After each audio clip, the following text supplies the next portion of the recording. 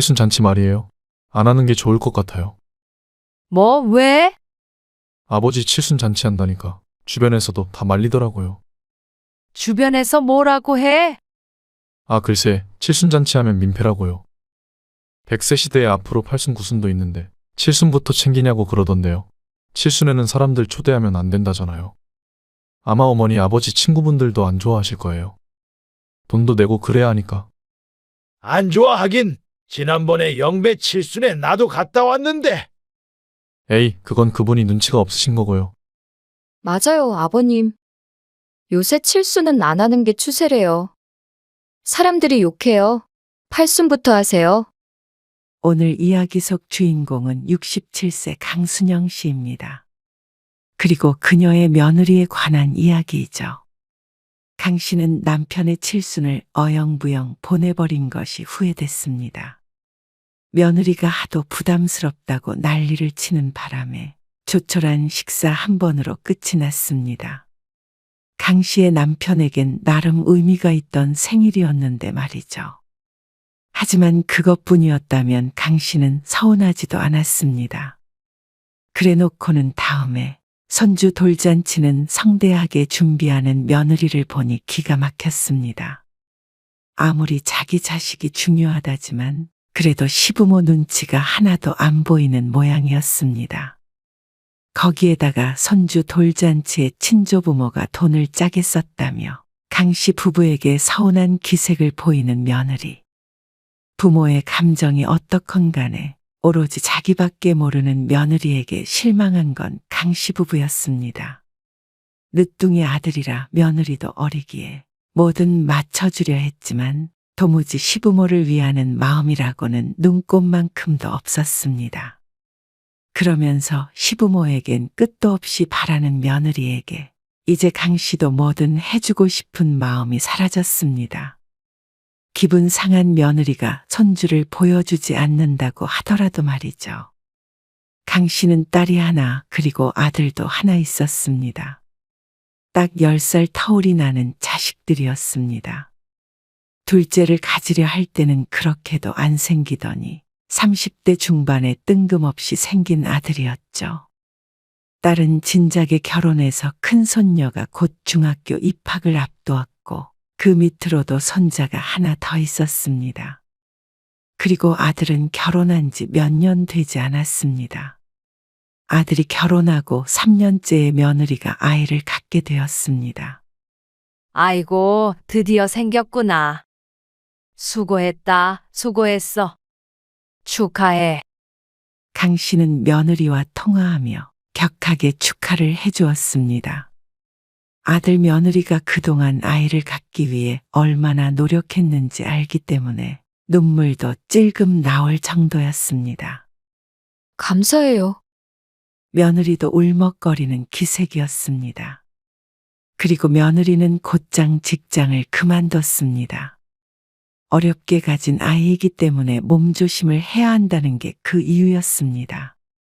이해가 갔습니다. 겨우 가진 아이였으니 일하다가 잘못될까봐 두려운 모양이었습니다.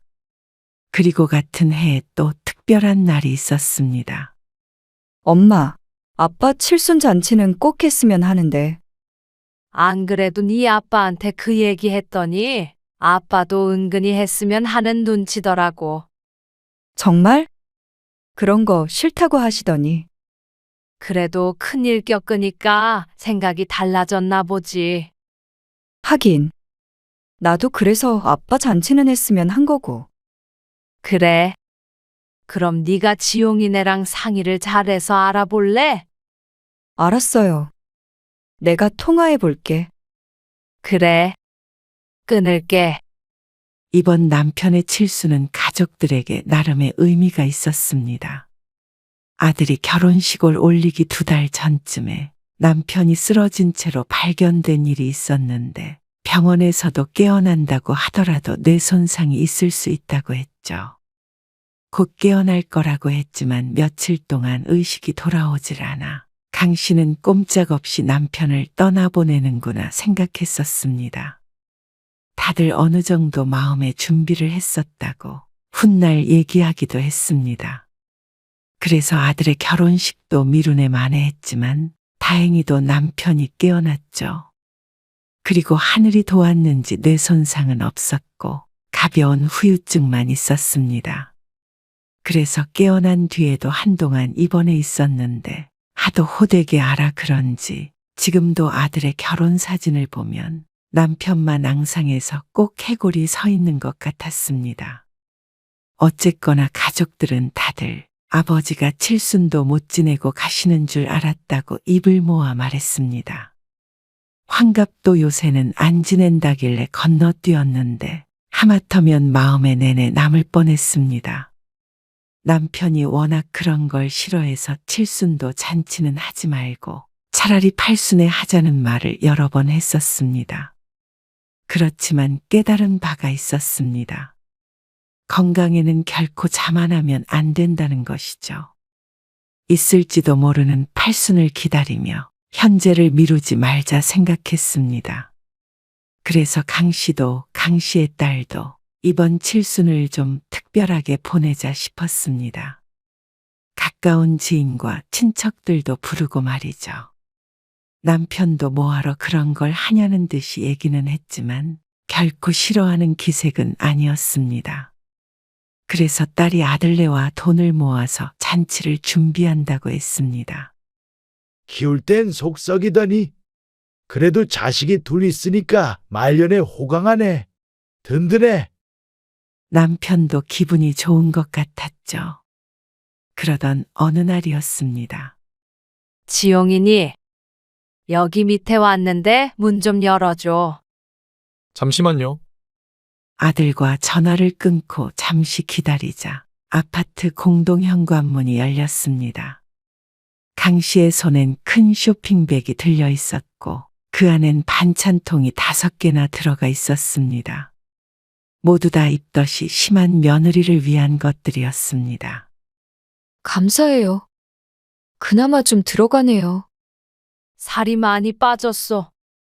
유미가 시큼한 거 아니면 통 못 먹어서요.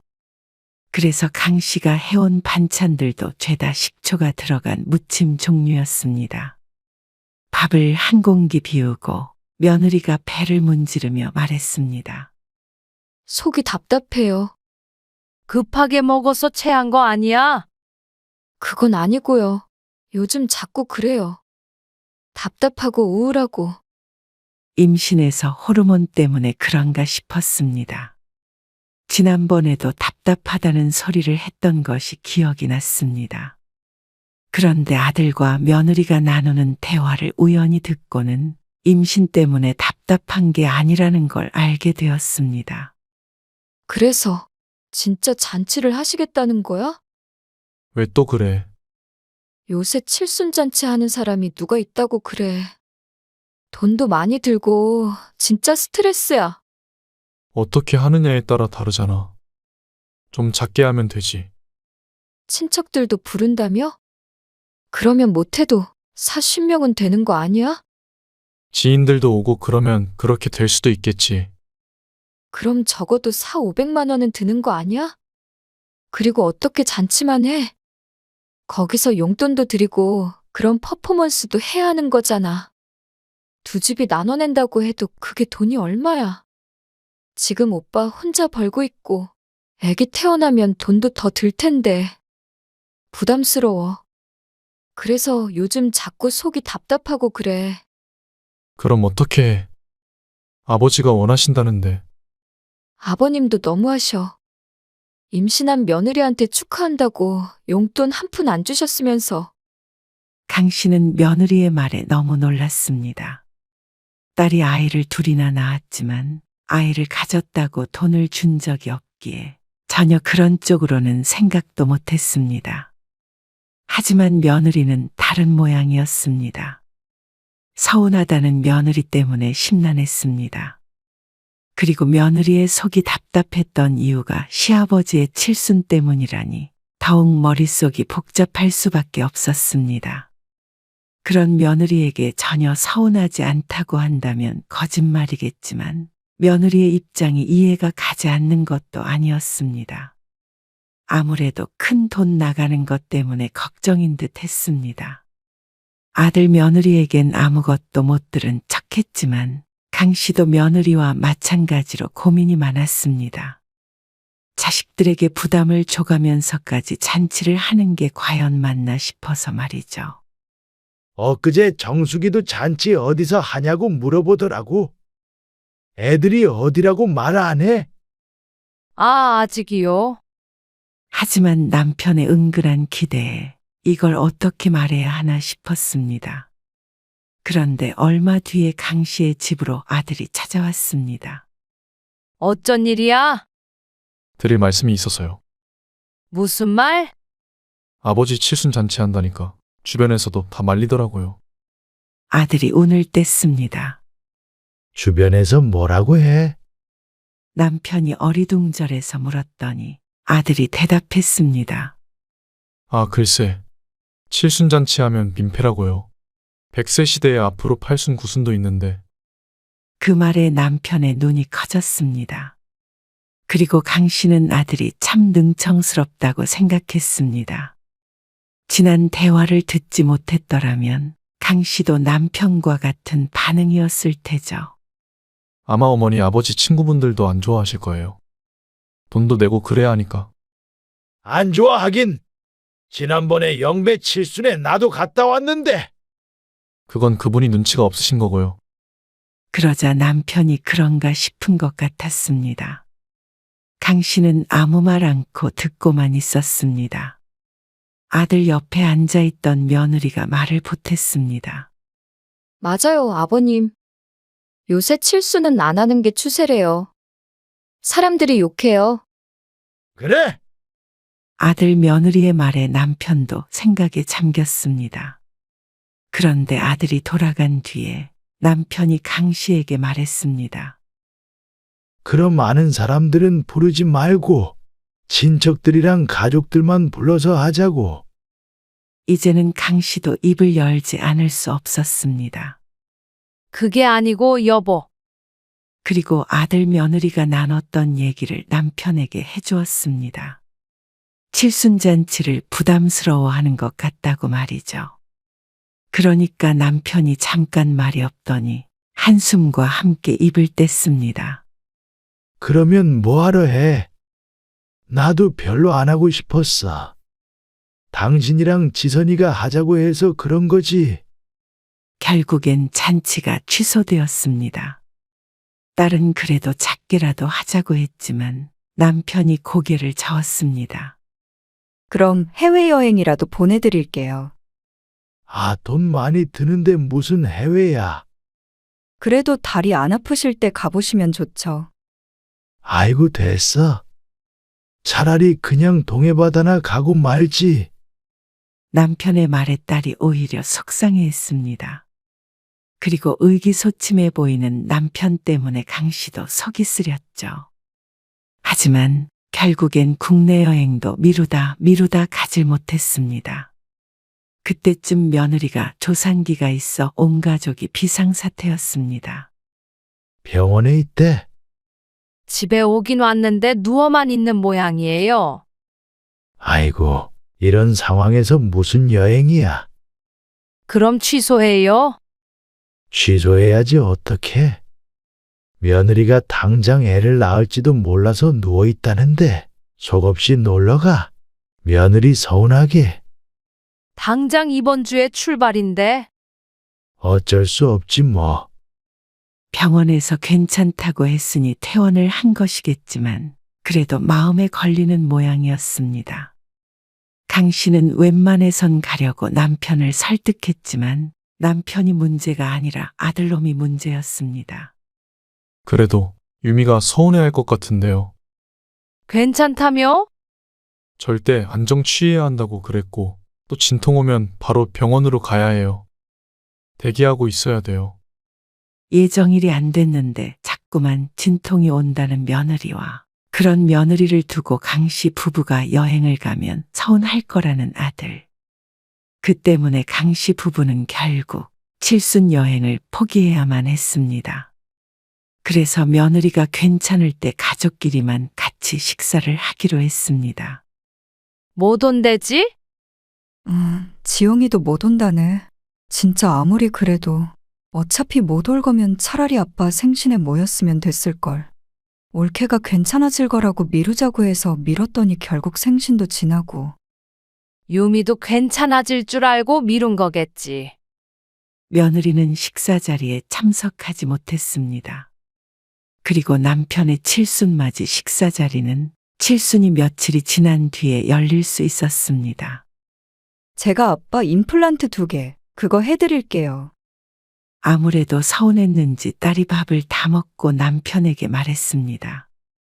그러자 남편이 무척 좋아했죠. 그리고 며느리는 아이를 낳았습니다. 다행히도 예정일 이틀 전에 나와서 건강한 아이가 태어났죠. 지선아. 근데 지용이가 그러는데 며느리 산후조리원 비용을 시엄마가 내주는 거라더라. 지용이가 그랬어? 그래서 진짜 그런가 궁금해가지고 너한테 물어보는 거야. 너는 안사돈한테 그런 거 받았어? 아니, 우린 우리가 냈지. 요새는 뭐, 그렇기도 하는 것 같긴 한데. 그래? 근데 무슨 조리원 비용이 이렇게 비싸? 얼마라 그러는데? 500만 원이래. 그러자 딸이 기함을 했습니다. 진짜 비싸네. 그 돈이면 해외여행을 다녀오겠다. 사실 아들에게 전화를 받고 강 씨 또한 그 생각이 들긴 했습니다. 남편이 자식들 부담된다고 해외여행을 마다했는데 2주일에 500만 원이나 하는 돈을 써야 하니 말이죠. 그래도 힘든 과정을 통해 낳은 아이라 몸조리도 잘해야 하겠다 싶었습니다. 그리고 임신 축하 선물을 안 줬다고 원망하던 며느리를 떠올렸습니다. 그래서 거금이지만 며느리를 위한 것이라고 생각하고 보내주었습니다. 그런데 며느리는 유별났습니다. 아기가 100일이 넘자 그때부터 돌잔치를 알아보기 시작했습니다. 아들을 비롯해 다들 만류하는 분위기였습니다. 무슨 돌잔치까지 한대? 100일에 모인 것도 며칠 안 됐는데. 그리고 돌잔치도 가족들끼리 하면 되지. 하는 거 보니까 그만둔 회사 사람들까지 다 부르고 있다던데. 그렇게나 많이 초대를 해? 그러니까. 그리고 요즘에는 돌잔치 잘 안 하는 추세이긴 한데. 그렇다고 내가 그 말했다가는 신우이가 눈치 준다고 할까봐 아무 말 안 했어. 너는 그 얘기를 어떻게 알아? 어떻게 알긴. 어제 올케한테 전화 와서 돌잔치 선물 뭐가 좋겠다 막 그러더라고. 10여 년 전 일이지만 딸도 손주들 돌에 잔치까지는 하지 않았고 직계 가족들만 모여서 식사를 하고 말았습니다. 그런데 며느리는 거의 결혼식처럼 치르고 싶은 모양이었습니다. 그리고 아들도 그런 며느리를 말렸습니다. 요즘에 돌잔치에 초대하면 욕해. 그리고 내 친구들도 돌잔치 안 했는데 나만 하면 속 보이잖아. 그 사람들은 그 사람들이고 우리 애기는 우리 애기지. 그냥 가족들끼리 모여서 돌잡이하고 그러면 되잖아. 그리고 뭘 벌써부터 알아보고 그래. 애도 아직 어린데. 미리미리 알아봐야지.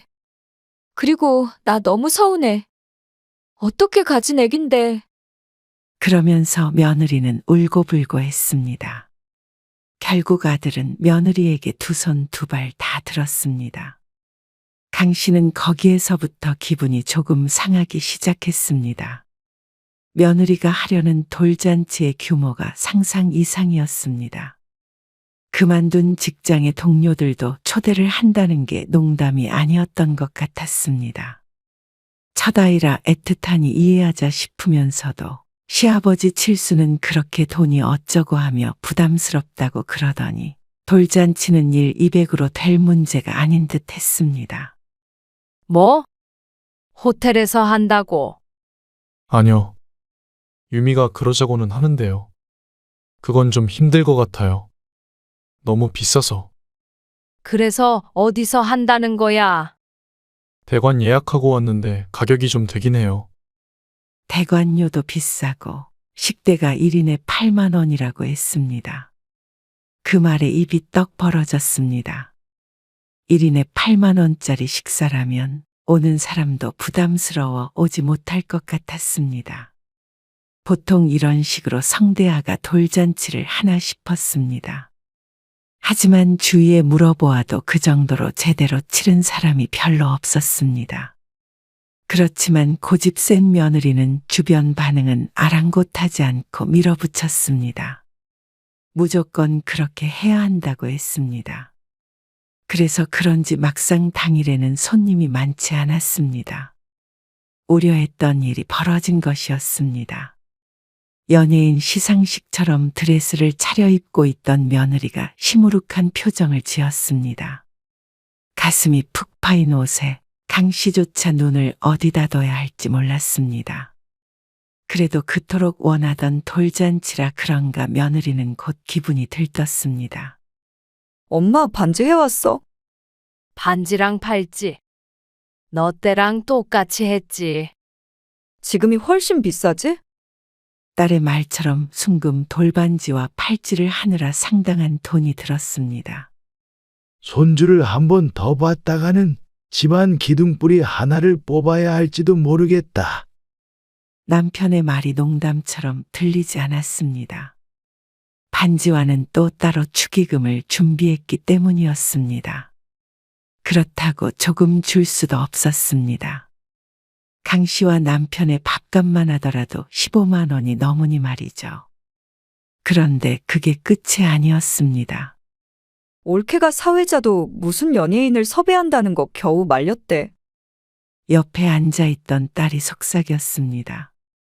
참 기가 막혔죠.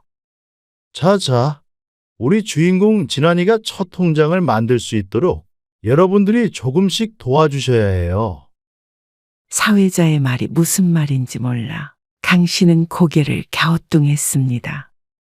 그런데 사회자가 웬 상자 같은 걸 들고 다니면서 테이블에 앉아있는 손님들에게 내밀었습니다. 다들 어리둥절해 있었는데 사회자는 그 안에 돈을 넣기를 강요했습니다. 자, 10,000원이요. 에이, 아무리 해라도 통장에 10,000원 있으면 기분 안 좋아요. 그렇게 돌아다니면서 돈을 걷었습니다.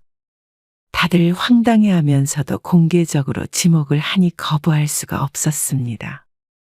하지만 그게 기분이 좋을 리가 없었습니다. 이미 입구에서 낼 돈은 다 내고 들어왔을 테니 말이죠.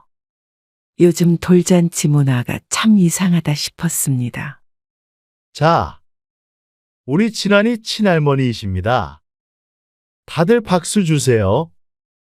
사회자가 갑자기 강 씨를 지목했습니다.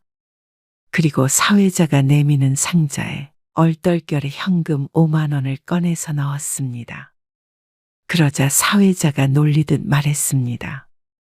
에이, 친할머니 맞아요. 저기 모르는 아저씨도 5만 원 넣었어요. 그러자 강 씨의 얼굴이 불타는 고구마가 된 것 같았습니다. 사회자는 강 씨의 지갑에서 20만 원이 나올 때까지 앞에 서 있었습니다. 그리고 돌잔치 마무리되고 있을 때 강 씨는 잠시 자리에서 일어나 문을 열고 나갔습니다. 그런데 강 씨 같은 사람들이 여럿 있었는지 복도에 10명 남짓 흩어져 있는 게 보였습니다. 하지만 하고 있는 말은 죄다 며느리 험담이었습니다.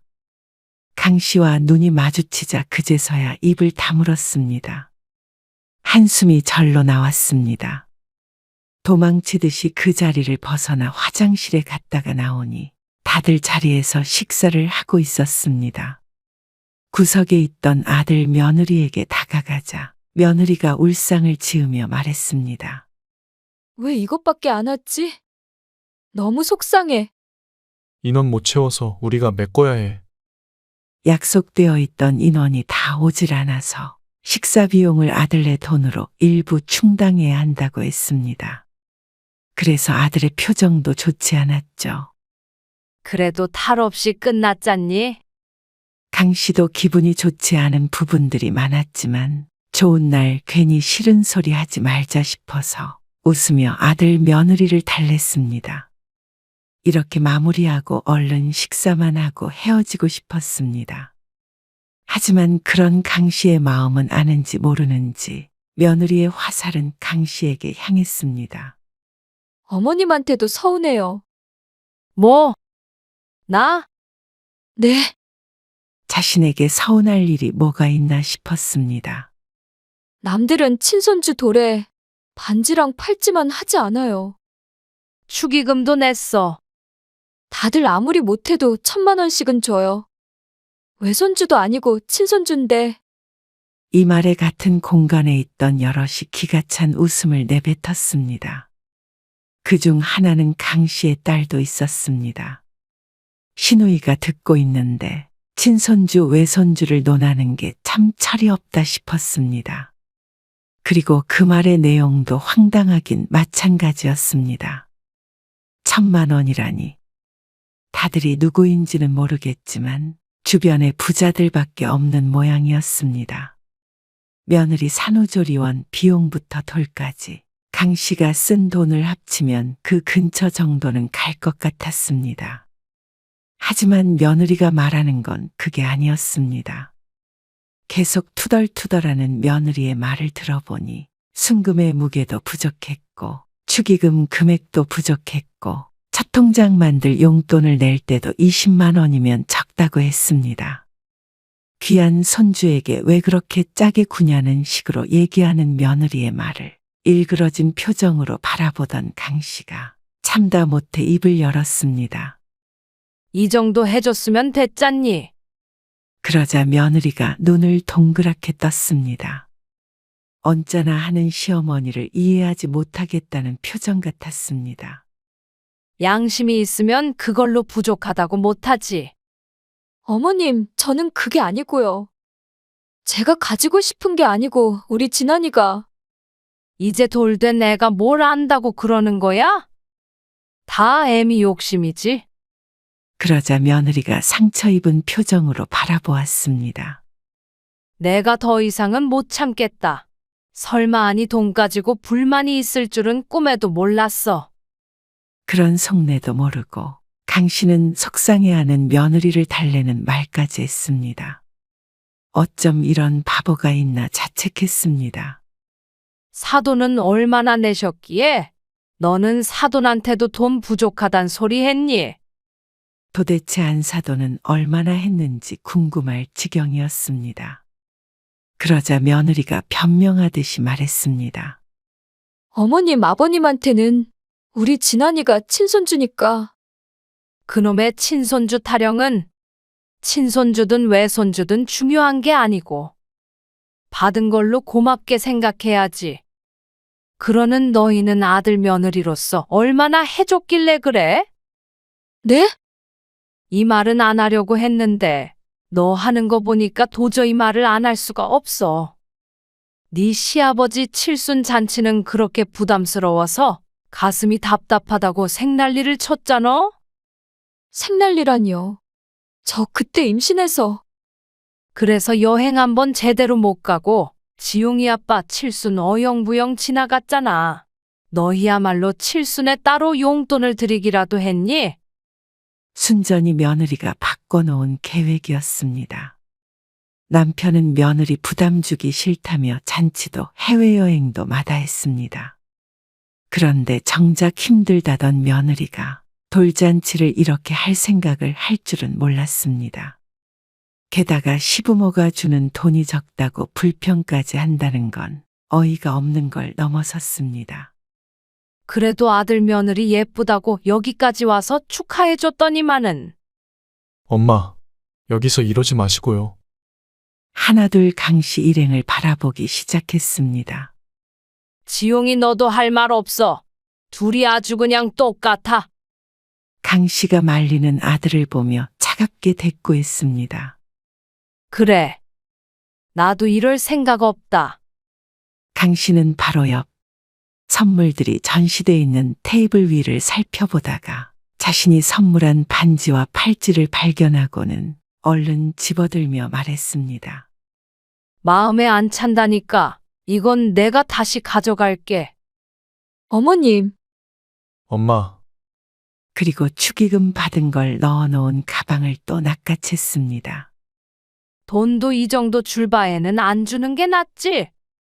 밥도 안 먹었으니까 그대로 가지고 갈게. 아, 맞다. 산후조리원 비용? 그것도 대충 이 정도 가져가마. 아까 무슨 통장 만든다고 사회자 양반이 뺏어간 20만 원이랑. 축의금 들어온 돈에서 한 뭉탱이를 집어 강 씨의 가방에 옮겨 담았습니다. 그러자 아들 며느리는 경악하는 표정을 지었습니다. 강 씨는 줬던 걸 고스란히 되찾았습니다. 그쯤 되자 남편도 짐을 챙겨 일어났습니다. 그리고 며느리는 강 씨를 말리는 신용을 했습니다. 어머님, 이러시면 어떡해요? 그렇게 하고 싶었던 돌잔치니까 끝까지 잘 맞춰라. 금반지 팔아서 아버지랑 좋은데 놀러나 가야겠다. 그렇게 하고 저벅저벅 발길을 옮기니 근처에 앉아있던 사람들이 죄다 강씨 부부를 바라보았습니다. 이게 무슨 일인지 어리둥절한 것 같았습니다.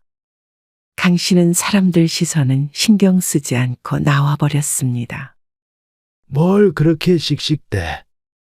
남편은 오히려 태연해 보였습니다. 열받지 말어. 당신 말대로 그거 팔아서 맛있는 거나 사 먹자. 이거 팔면 맛있는 거 10번, 아니 20번은 더 사 먹어. 알어?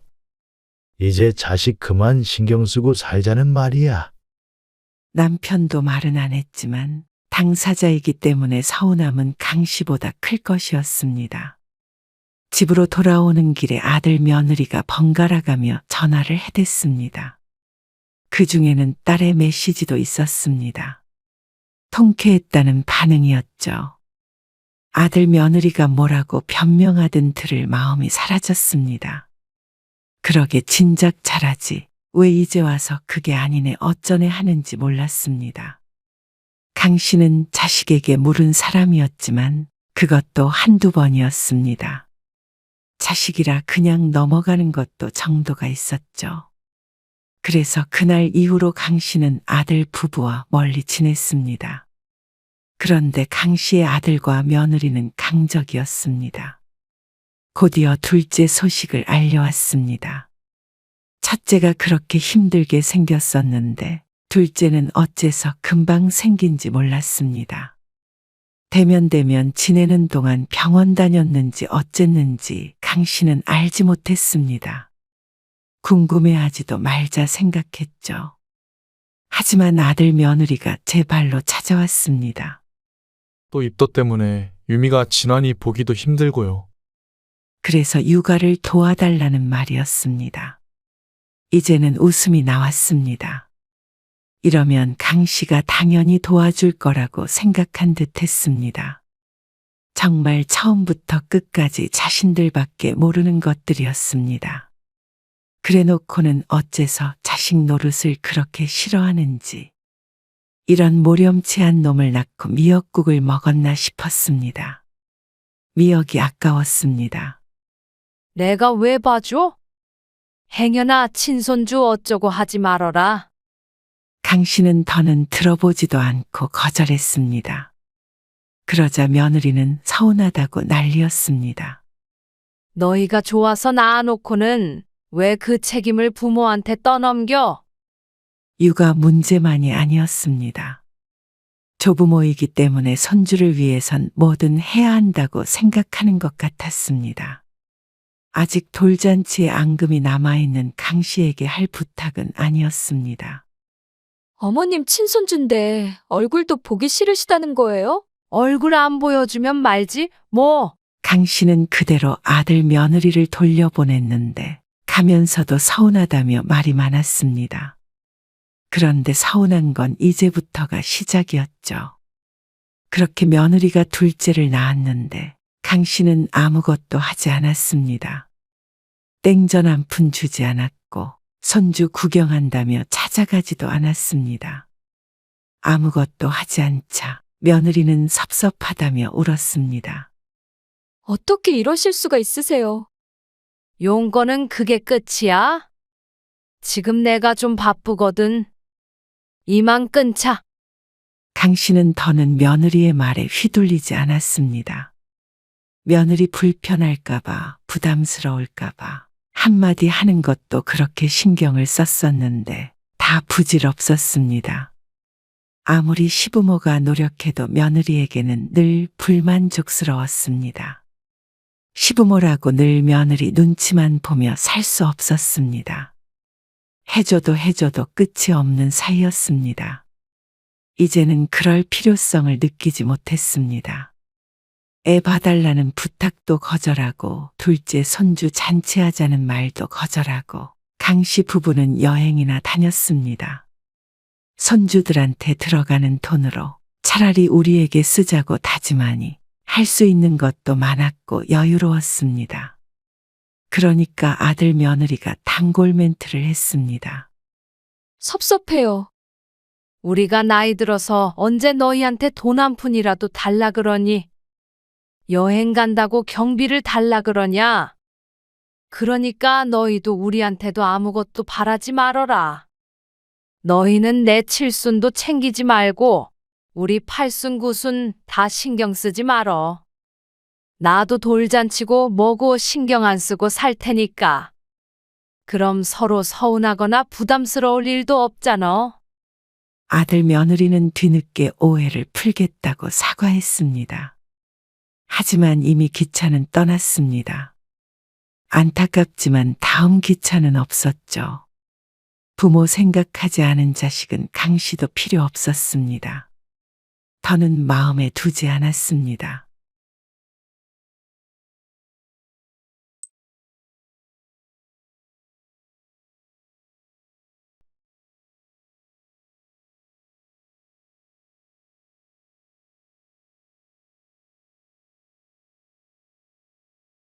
진짜 희한하네.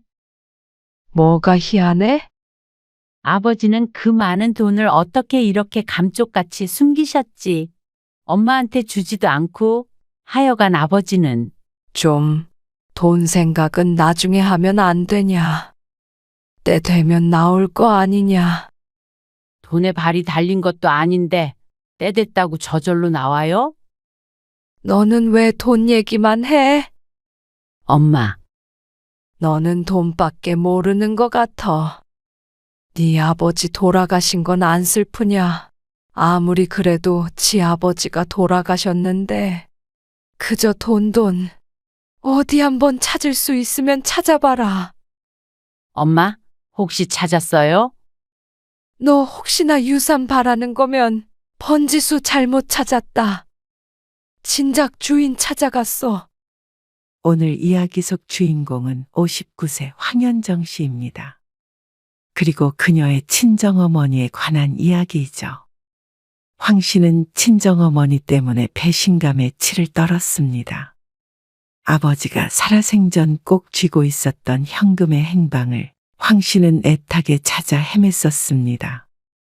아버지 돌아가시고 재산 한 푼 없던 어머니를 위해서였지만 도리어 어머니는 황 씨를 돈밖에 모르는 성물이라고 손가락질했습니다. 큰 돈임에도 불구하고 찾으려는 노력조차 하지 않았던 어머니, 그리고 형제들. 그걸 이상하다고 생각했어야 했습니다. 그리고 마침에 그 돈이 어디 갔는지 몇 달 후에야 알게 된 황 씨는 어머니와 연을 끊어버렸습니다. 아니, 어쩌면 황 씨가 아니라 친정어머니가 황 씨를 내친 것이나 마찬가지였습니다. 아버지의 유산을 숨긴 채로 돈을 찾던 황 씨를 뒤에서 비웃었는지도 몰랐습니다. 그런데 뒤늦게 병수발이 필요하게 되니 뒤늦게 딸을 찾는 어머니 때문에 황당할 수밖에 없었습니다. 나이가 들면 염치는 사라지고 이기심만 남게 되는 듯 했습니다. 하지만 바보짓도 한 번이면 좋겠습니다. 그게 아무리 어머니라고 하더라도 가슴에 깊게 박힌 대못은 쉬이 빠지질 않았습니다. 친정어머니가 돌아가시면 후회하려나 모르겠지만 지금의 황 씨는 외면하고야 말았죠. 황 씨는 사남매 중 둘째였습니다. 위로 큰 오빠가 하나 있었고 밑으로는 남동생과 여동생이 하나씩 있었습니다. 어렸을 적엔 지지고 볶으며 컸지만 나이 들어 각자 가정이 생기고 나니 연을 끊고 살지 않는 것만으로도 어쩌면 우애가 깊다고 할 수도 있었죠. 먹고 사는 게 바빠 특별한 날에나 한 번씩 부모님 뵈러 가면 만나곤 했습니다. 그래도 가끔 전화통화도 하고 집안일을 상의도 하고 그랬습니다. 엄마 지붕에서 물 샌다면서요? 그래. 쫄쫄거린다. 그러면 고쳐야지. 나는 모르고 네 오빠한테 물어봐라. 엄마도 참. 엄마 지붕 고치는 것을 왜 오빠한테 물어봐요? 황 씨의 친정부모님은 워낙 옛날 분들이라 아들에게 의지를 많이 하곤 했는데 그것 때문에 갈등도 있었습니다. 덕분에 막내인 여동생은 친정과 왕래를 안 한 지 몇 년 되었습니다. 친손주와 외손주를 차별한다며 불만이 있었는데 그 일로 다툼이 몇 번 있자 여동생이 발길을 끊어버렸죠. 특히 친정어머니가 그랬습니다. 황 씨도 물론 서운했던 적이 있었습니다. 하지만 워낙 좋은 게 좋은 거다 생각하며 사니 여동생처럼 연을 끊을 생각까진 한 적이 없었습니다. 황 씨는 형제들과 두루두루 연락하며 지냈습니다. 여동생까지 포함해서 말이죠. 80대 부모님 앞으로 살 날이 얼마나 될지 모르니 마음 풀고 연락하고 지내라며 여동생을 설득해보기도 했습니다. 그게 얼마나 거만한 조언이었는지는 최근 들어 깨닫게 되었습니다. 4년 전 86세이던 친정아버지. 저 양반은 아무리 못해도 10년은 더 살 거야. 10년이 뭐야? 100살도 거뜬하지. 주변에서 입을 모아 말을 할 정도로 정정했습니다. 치매는 근처에도 오지 못했는지 정신도 너무나 명징했죠. 아버지, 땅 파셨어요? 여동생을 제외하고 아버지 생신에 모인 형제들. 그 중에 황 씨의 남동생이 아버지에게 물었습니다. 그러자 아버지가 고개를 끄덕였습니다. 읍내 근처에 땅을 가지고 있었는데 큰 오빠가 사업한다고 그렇게 팔아달라고 해도 꿈쩍도 안 했던 땅이었습니다. 그런데 그걸 팔았다는 소식을 듣고는 황 씨도 내심 궁금했습니다. 얼마에 파셨어요? 황 씨의 오빠가 은근한 말투로 물었지만 아버지는 불편한 헛기침 한 번을 하고 말뿐이었습니다. 결국 집을 나설 때까지도 아버지의 무거운 입은 열리지 않았지만 그런다고 그게 비밀이 될 수는 없었습니다. 이미 동네에도 소문이 파다했기 때문이었습니다. 그것이 얼마더라? 5억 5천인가 그랬다 하더라고. 5억 5천이요? 아, 근데 네 아버지가 그 땅에 무슨 빚이 있고 그래가지고 순 4억인가 쥐었을 것이야. 4억 2천. 다들 옆집 숟가락 개수도 헤아릴 정도인데 이 정도는 별것도 아니었습니다. 그러면서 하는 소리가 황 씨의 아버지가 4억이 넘는 돈을 전부 현금으로 찾아갔다는 것이었습니다. 그 말에는 황 씨도 놀라지 않을 수가 없었습니다. 아, 근데 소문내지 말라니까. 도둑 들어. 우리 동네에 무슨 도둑이 들어. 알게 모르게 다들 쉬쉬하는 분위기였습니다. 시골 동네에 설마하니 악한 마음을 먹은 사람은 없겠지만 사람 속은 모르는 것이었습니다. 그날 밤 집에 돌아온 황 씨는 어머니에게 전화를 걸어 말했습니다. 엄마, 동네 사람들이 다 알고 있더라니까요. 그걸 왜 현금으로 들고 계셔? 누가 훔쳐가면 어쩌려고. 우리 마을에서 누가 훔쳐간다고. 친정엄마도 똑같은 말을 했습니다. 어쨌거나 조심해요. 되도록이면 통장에 다시 넣으라고 하시고요. 네 아버지가 하도 꽁꽁 숨겨놔서 어딨는지는 엄마도 몰라. 도둑 들어도 못 찾아. 아직까지도 아버지에게 생활비를 타서 쓰는 어머니였기에 그럴 만도 하다고 생각했습니다. 그 나이에도 경제권을 쥐고 사람을 부리는 꼬장꼬장한 아버지가 참 대단했습니다. 현금이 두둑해지니 아들들도 아버지에게 잘했고 가끔 손주들이 가면 베개 밑에서 5만 원짜리 몇 장을 꺼내 용돈을 주기도 했습니다. 그것도 역시 아버지답다고 생각했죠. 차라리 현명한 듯 했습니다. 나이 들어 자식들에게 모든 재산 주고 자식들 눈치 보며 사는 노인들보다는 나은 삶처럼 보였습니다.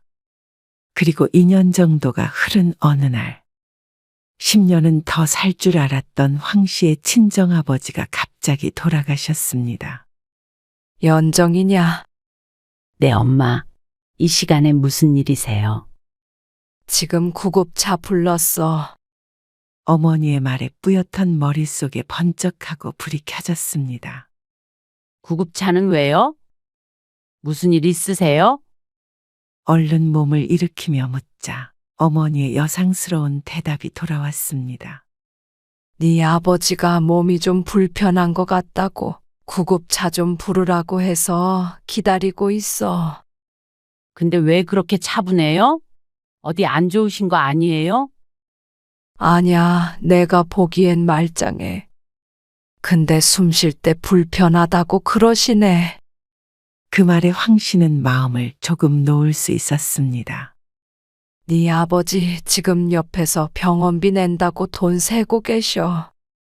이어지는 어머니의 말에 웃음도 나왔습니다. 그리고 어머니와 아버지가 대화하는 소리도 들리는 것이 큰 걱정은 안 해도 될 듯 했습니다. 내가 내일 내려갈게요. 뭐 하러 와? 어차피 쉬는 날인데요. 그럴래 그럼? 어머니의 목소리가 밝아졌습니다. 지난 명절 이후로 한 번도 못 내려갔으니 아버지 건강도 체크할 겸 내려가 볼까 생각했습니다. 비용한다. 병원 가서 검사해보고 전화할게. 알았어요. 옷 단단히 입으셔요. 전화를 끊고도 걱정스러운 마음에 다시 잠들지 못했습니다. 그리고 그날 새벽에 한숨도 자지 못하고 다음날 일찍 내려가 봐야 했습니다. 어디가 어떻게 안 좋으시길래 그래요? 제일 먼저 병원에 도착한 황 씨가 어머니에게 묻자 어머니가 울먹거리는 목소리로 대답했습니다. 나도 몰라. 분명히 새벽에는 멀쩡했는데 저 양반이 왜 저렇게 정신을 못 차리나 몰라. 황 씨는 마른 세수를 하며 주위를 두리번거렸습니다. 그리고 지나가던 담당 간호사에게 물어보았지만 검사를 더 해봐야 한다고 했습니다. 자기 입으로 구급차 부르라고 한 양반인데. 어머니의 말처럼 아버지는 정신을 차리지 못했습니다. 산소호흡기를 매달고 눈을 감고 있는 모습을 보니 무언가 크게 잘못된 것 같았습니다. 형제들이 모두 병원으로 왔습니다. 여동생까지도 말이죠. 아버지는 때때로 눈을 뜨기도 했습니다. 아버지, 돈 뽑아두신 거 그거 어디다 두셨어요? 큰아들의 물음에 이목이 집중되었습니다. 황 씨의 미간이 찌푸려졌습니다. 꼭 돌아가시기 전에 하는 마지막 질문처럼 느껴졌기 때문이었습니다. 그리고 이 와중에 그게 궁금한가 싶었습니다. 오빠는 시선에 아랑곳하지 않고 재차 물었습니다. 그러자 아버지가 알아들었는지 입을 뻐끔거렸습니다. 산소 호흡기 안을 집중해서 보자. 나중에라고 말하는 듯 했습니다. 아마 태어난 뒤를 뜻했던 것 같았습니다. 그리고 다음 날 또 잠시 정신을 차린 아버지에게 작은 아들인 남동생이 다급하게 같은 질문을 했습니다. 그리고 그 입술이 열리기를 빤히 쳐다보고 있었습니다. 그러나 아버지는 대답 없이 조용히 눈을 감을 뿐이었습니다. 그리고 그 눈은 다시 떠지는 일이 없었습니다. 아버지는 그렇게 돌아가셨습니다. 누구도 아버지가 그런 식으로 떠날 거라고는 생각하지 못했습니다. 한 번도 살가웠던 적 없는 무서운 아버지였고 거진 90세까지 사시다 가셨지만 그럼에도 마음 한구석이 허전한 기분이 들었습니다. 몇 년 뒤면 어머니도 이렇게 곁을 떠날 것을 생각하자 삶의 일부분을 잃어버린 것만 같았죠. 정신없는 가운데 장례는 치러졌고 아버지가 돌아가신 지 열흘쯤 뒤에 주말에 황 씨와 남동생이 내려갔습니다. 아버지 유품을 정리하기 위함이었는데 남동생이 행동거지가 이상했습니다. 뭐해? 옷 꺼내라니까? 가만히 있어봐. 그러면서 이불이 있는 농이며 서랍장이며 여기저기 뒤져보았습니다. 너 돈 찾니? 아버지 장례에 잠시 잊고 있었습니다. 그러고 보니 큰일이었습니다. 2년간 펑펑 썼다고 해도 큰 금액이 남아있을 것이었습니다.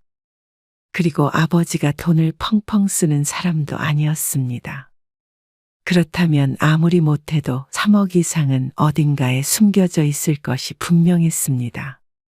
어차피 집에 있기에 급하다고 생각하지 않았지만 아무리 뒤져도 돈의 행방은 묘연했습니다.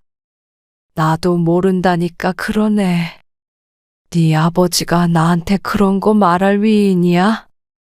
어디 있는지 그리고 얼마가 남았는지조차 모른다는 어머니. 그 다음 주에 오빠까지 내려와서 온 집안을 샅샅이 뒤졌지만 나오지 않았습니다. 그런데 문제는 당장에 어머니가 쓸 생활비조차 없다는 것이었습니다. 통장에도 돈이 하나도 없다고요? 글쎄 그때 다 뽑았다니까. 네 아빠가 엄마 통장에는요? 생활비 받아 쓰는데 내가 돈이 어디 있어. 일단 이걸로 쓰세요. 찾아보면 더 나오겠죠? 황 씨는 베개실 안에서 발견한 5만 원짜리 9장을 어머니에게 내밀었습니다. 집 안에다 둔 것은 맞는 것 같다고 하니 언젠가 찾을 수 있겠거니 생각했습니다. 황 씨는 아버지가 참 야속하고 원망스러웠습니다. 그래도 평생 함께 한 배우자인데 어떻게 돌아가시면서 어머니에게조차 돈 한 푼 안 남기고 가실 수가 있는지 너무하다 싶었습니다. 자식들에게는 안 주더라도 적어도 어머니에겐 어디 있는지 알려주었어야 했습니다. 그 뒤로 황 씨는 한 번씩 내려갈 때마다 집안을 뒤졌습니다. 장독대나 마당 구석구석 살피고 장판도 들춰보았습니다. 하지만 변기 뚜껑까지 열어보았는데도 보이지 않았습니다. 창고에도 없네. 엄마, 다 찾아본 거는 맞아요? 나도 다 찾아봤지. 누가 가져간 거 아니에요? 아버지가 병원에 실려가고 정신없는 틈을 타서 동네 사람이 와서 가져갔다고 보는 게 더 그럴듯했습니다. 그게 아니라면 이렇게 못 찾는 것도 말이 안 됐습니다. 설마 그랬겠어. 엄마는 왜 그렇게 태평한 거예요? 걱정한다고 나오냐. 지내다 보면 어딘가엔 있겠지. 어머니의 말에 한숨을 내쉬었습니다. 결국엔 또 아무런 소득 없이 돌아왔죠. 베개 안에 있던 생활비도 이미 다 썼을 테니 돌아오며 생활비에 쓰라고 또 100만 원을 드리고 왔습니다. 하지만 언제까지 이렇게 용돈을 드리며 지낼 수는 없었습니다. 남편도 그러라고 했지만 평생 이럴 수는 없었죠. 그런데 아버지가 돌아가신 지 2달이 됐는데 다른 형제들은 도무지 돈을 찾으려고 하지 않았습니다. 처음에 왔을 땐 눈에 불을 켜고 뒤지더니 이제는 시들해진 모양이었습니다. 일단 우리끼리 얼마씩이라도 모아서 엄마 생활비 챙겨드리자. 돈 찾을 때까지 쓸 돈은 갖고 계셔야지. 아이, 뭘 돈까지 모으고 그래? 아니, 그럼 어떻게 해? 엄마 굶게도? 황 씨는 어머니 용돈 문제로 큰오빠와 말다툼까지 하게 되었습니다. 결국엔 여동생을 제외한 나머지 셋이 돈을 조금씩 모아 매달 드리기로 했습니다. 그런데 어느 날 여동생과 통화를 하는데 여동생이 황 씨에게 말했습니다. 아버지가 큰오빠한테 이미 줬던 거 아니야? 여동생은 아버지가 돌아가시기 전에 미리 장남에게 물려준 것 아니냐는 의심을 했습니다. 하지만 황 씨는 고개를 저었습니다. 오빠가 돈 가지고 사고를 여러 번 쳤던 까닭에 땅 팔아서 사업 자금을 대달라고 울며 사정했을 때도 거절했던 아버지였습니다. 큰오빠에게 그 돈을 주었을 것 같진 않았습니다. 그리고 돌아가시기 전에 병원에서 돈의 행방을 물으며 아버지를 다그쳤던 오빠를 떠올리면 그럴 가능성은 없었습니다. 그러지 않고서야 현금이 어디로 가? 꽁꽁 숨긴다고 숨겨지나? 누가 찾아도 진작 찾았지. 하지만 요즘엔 주말마다 거의 황 씨가 내려가 보고 있었습니다. 돈도 찾고 어머니 장이라도 받으려야 했습니다. 그런데 황 씨의 눈을 피해 누가 돈을 가져갈 수는 없었습니다. 어머니도 내내 집에 있었고 말이죠. 그만 찾아라. 그만 찾으라고요? 어느 날 어머니가 황 씨에게 말했습니다. 그리고 그런 어머니의 말이 황당하기 그지없었습니다. 얼마가 남았는지 정확하게는 몰라도 억 단위의 금액이었습니다. 포기할 만한 돈이 아니었습니다. 그런데 그만 찾으라는 어머니의 말에 놀랄 수밖에 없었죠. 아니, 다들 도대체 왜 그러는 건지 모르겠네. 엄마도 찾아야 노후에 쓸 돈이 있을 거 아니에요. 너무 답답했습니다. 황 씨를 제외하고는 식구들 중 누구도 노력하고 있는 것 같지가 않았습니다.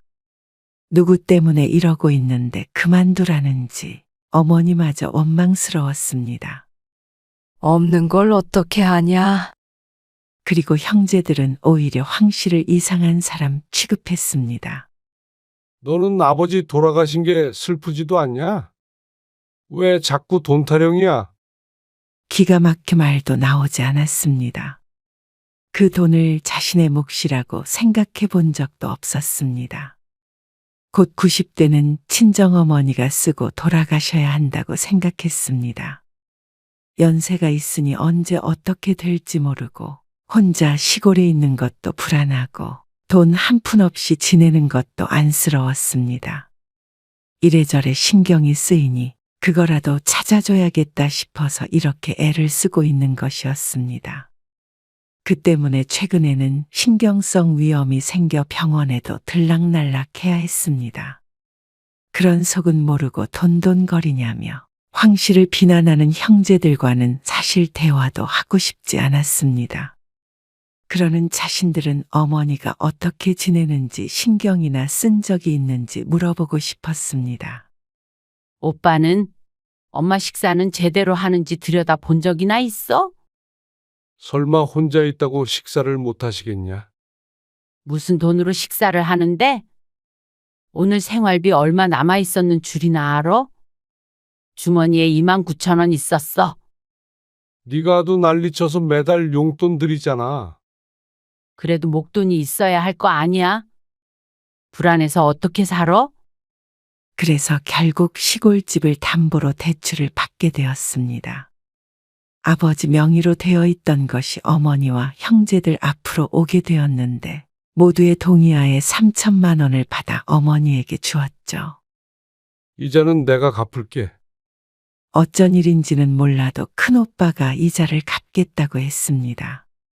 큰 돈은 아니었어도 그래도 어머니 생각은 하나보다 생각했죠. 그리고 얼마 뒤에 명절에 남편과 함께 친정에 내려갔습니다. 이미 오빠는 다녀간 후였습니다. 연기는 안 온대요? 바쁘대. 남동생은 이번 명절에는 내려오지 못한다고 했습니다. 싱크대엔 그릇이 산더미같이 쌓여 있었습니다. 무슨 음식을 이렇게 많이 했어요? 또 도영이네도 왔잖냐? 손주와 손주 며느리까지 왔다 가는 바람에 밥상이 거해진 듯 했습니다. 허리가 굽어 큰아들내미 밥 차려주었을 어머니를 상상하자 측은지심이 들었습니다. 부모는 나이가 아무리 들어도 자식 뒷바라지는 놓지 못하는 모양이었습니다. 우리 먹을 건 싸왔어요. 황 씨가 차에서 반찬 몇 가지를 꺼냈습니다. 남으면 엄마 드세요. 어머니는 황 씨의 말을 듣는 둥 마는 둥 했습니다. 남편은 동네 한 바퀴 돌고 온다며 나갔고 황 씨는 마루에 앉아서 고개를 숙여 마루 밑을 들여다보며 말했습니다. 진짜 희한하네. 뭐가 희한해? 아버지는 그 많은 돈을 어떻게 이렇게 감쪽같이 숨기셨지. 그러자 어머니는 말이 없었습니다. 엄마한테 주지도 않고 하여간 아버지는 황 씨가 혀를 차며 마루 위에 놓여있던 늙은 호박을 슬쩍 들춰보았습니다. 돈 생각은 나중에 하면 안 되냐? 때 되면 나올 거 아니냐? 돈에 발이 달린 것도 아닌데 때 됐다고 저절로 나와요? 황 씨의 말에 어머니가 벼랑간 언성을 높였습니다. 연정이 너는 왜 돈 얘기만 해? 엄마, 아무튼간 돈밖에 모르는 것 같아. 네 아버지 돌아가신 건 안 슬프냐? 슬프지 않을 리가 없었습니다. 하지만 남아있는 어머니 걱정도 컸을 뿐이었습니다. 하지만 큰오빠와 똑같이 말하는 친정엄마의 말에 황 씨는 할 말을 잃었습니다. 다른 사람은 몰라도 어머니가 어떻게 황 씨를 나무라나 싶었습니다. 어머니는 연신 혀를 차며 황 씨에게 핀잔을 주었습니다. 아무리 그래도 지 아버지가 돌아가셨는데 그저 돈. 황 씨를 돈에 눈이 뒤집힌 자식쯤으로 여기는 것 같았습니다. 어디 한번 찾을 수 있으면 찾아봐라. 그런데 그 말투가 참 이상했습니다. 잘 찾아보라는 것이 아니라 마치 네가 그걸 찾을 수 있을 리가 없다는 것 같았습니다. 그리고 꼭 본인은 어디 있는지 안다는 듯한 말투였습니다. 엄마, 혹시 찾았어요? 설마 하는 마음에 황 씨가 어머니에게 물었습니다. 목소리 끝이 어쩐지 떨리는 것 같았습니다. 그러자 어머니가 화를 내며 말했습니다. 너 혹시나 유산 바라는 거면 번지수 잘못 찾았다. 진작 주인 찾아갔어. 그 말에 황 씨의 눈동자가 흔들렸습니다. 오빠한테 줬어요? 그러자 어머니가 비밀을 털어놓았습니다. 황 씨의 오빠와 남동생에게 각각 나눠주었다고 말이죠. 어머니에게 들은 진실이 황 씨에겐 참 끔찍했습니다. 아버지가 입원하던 날 구급차를 부른 뒤에 현금을 전부 어머니에게 주었다는 아버지. 자식들 주지 말고 어머니가 쥐고 있으라고 했지만 어머니는 장례가 끝나고 한 달도 안 지나서 황 씨도 모르게 아들들을 불러 나눠주었다고 했습니다. 그러니 돈 타령하던 두 아들이 갑자기 초연해졌던 까닭이 설명이 되었습니다. 어쩐지 이상했습니다. 100만 원만 없어져도 땅을 파서라도 찾아보는 게 사람일진데 황 씨만 바보였습니다. 엄마는 그래 놓고는 어떻게 나한테 생활비를 받아서 쓸 생각을 했어요? 무엇부터 물어야 할지도 몰랐습니다. 그런데 황 씨의 질문을 들은 어머니가 대답했습니다. 네가 주는 생활비 필요 없으니까 그 돈 찾는 짓 좀 그만해. 아주 그냥 보기 싫어 죽겠다. 내가 돈을 왜 찾았는데요? 엄마 노후자금 없어진 거 찾아주려고. 핑계도 좋다. 네 속내를 누가 모를 줄 알고? 딸은 시집가면 출가 외인이야. 키워봤자 다 소용없는 거라고. 어느 누가 딸에게 재산을 남겨줘? 남의 집 식구인데. 배은망덕하기는. 그러자 황 씨는 전의를 잃었습니다. 오빠와 싸워 돈을 모아 어머니에게 생활비를 주자고 했던 일 대출을 받아 어머니 목돈을 마련하자고 했던 일, 모두가 그저 황 씨의 눈을 가리기 위한 쇼에 불과했습니다. 어째서 이렇게까지 사람을 바보로 만든지 몰랐습니다. 결국엔 이렇게 이실직고할 것을 말이죠. 비밀로 하고 말고 할 것도 없었다. 당연히 물려받아도 아들들이 받아야 하는 거 아니냐. 너도 아들 있으니 알 거 아니야. 나중에 네가 엄마 아빠 제사 지내줄 거냐? 아니면 나 아프면 데리고 살아줄 거냐? 그 모든 것들을 아들들이 해줄 것이니 유산도 마땅히 아들만 챙겨야 한다는 뜻이었습니다. 감히 딸 주제에 아들의 몫을 탐냈으니 어머니에게 고깝게 보인 듯 했습니다. 엄마는 내가 자꾸 와서 돈 찾는다고 발 동동 구르는 거 지켜보면서 무슨 생각을 하셨나 궁금하네요. 황 씨는 힘없이 중얼거렸습니다. 어느새 대문 앞엔 남편이 서서 그런 황 씨를 바라보고 있었습니다. 마루 위에 놓여있던 가방만 들고는 황 씨는 남편과 함께 친정집 대문을 열고 나왔습니다. 이제 다시는 이 대문을 열고 들어가는 일이 없을 것이었습니다. 집으로 돌아오는 길에 남편이 우는 황 씨를 위로했습니다. 마음을 독하게 먹으려고 해도 꼭 친정어머니에게 버려진 것만 같아 서럽지 않을 수 없었습니다. 진정으로 유산을 바랐다면 이렇게 찾아와 어머니를 챙기는 일은 없었을 것이었습니다. 그깟 돈 아무리 커도 없다고 먹고 살기 나쁘지 않았고 나이든 어머니 말년에 고생할까 그 걱정뿐이었습니다. 하지만 그런 딸의 진심엔 눈을 가리고 뒤로는 아들들만 자식으로 여기는 어머니였습니다. 옛날 분이라 아들 하는 것은 알고 있었지만 설마 이럴 줄은 몰랐습니다. 말은 그렇게 하지만 마음속으론 자식을 똑같이 사랑한다고 생각했습니다. 그런데 그게 황씨만의 착각이었습니다. 이렇게까지 딸을 성물 취급하고 치를 떠는데 이만 어머니 인생에서 빠져주자 싶었습니다. 아버지 유산을 아들들에게만 나눠준 것이니 법적으로 따져도 얼마는 받아낼 수 있겠지만 황 씨는 그렇게 하지 않았습니다. 마지막을 돈에 눈이 먼 딸로 보이고 싶지도 않았고 더럽고 치사해서 준다고 하더라도 받고 싶지 않았습니다. 그 돈 내가 내 목 받았다가 다시 엄마 준 걸로 칠게요. 자식 돌이 마지막으로 했다 치고 그리고 엄마는 그 돈 아들들에게 준 거니까 이제는 무슨 일이 있어도 나 찾지 마세요. 그렇게 사랑하는 아들들하고 행복하세요. 황 씨는 어머니와 마지막 통화에 이렇게 말했습니다. 하지만 어머니는 황 씨의 처참한 심정을 아는지 모르는지 붙잡는 신용도 하지 않았습니다. 어쩌면 콧방귀도 안 뀌었던 것 같기도 했습니다. 거봐. 내가 뭘 했어. 아무리 노력해도 아들밖에 없는 사람들이야. 여동생은 황 씨의 얘기를 듣더니 지긋지긋하다는 듯이 중얼거렸습니다. 여동생이 진작 했던 얘기가 어느 정도는 맞았습니다.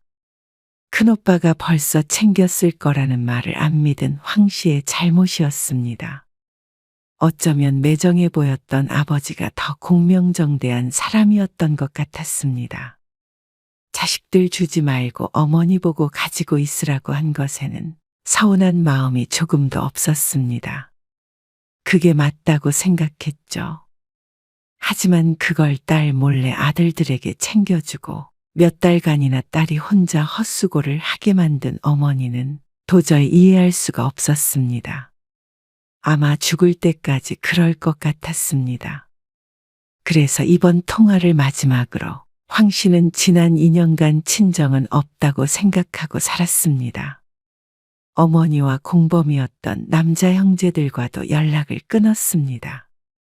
1년 정도 지나자 전화가 오기 시작했는데 전부 차단해버렸습니다. 오빠와 남동생이 번갈아 가면서 전화하는 걸 봐서는 무슨 일이 있는 것 같기도 했지만 궁금하지도 않았습니다.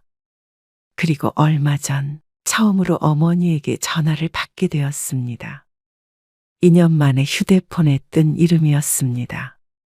받고 싶지 않았지만 한편으로는 궁금하기도 했습니다. 과연 무슨 말을 할지 말이죠.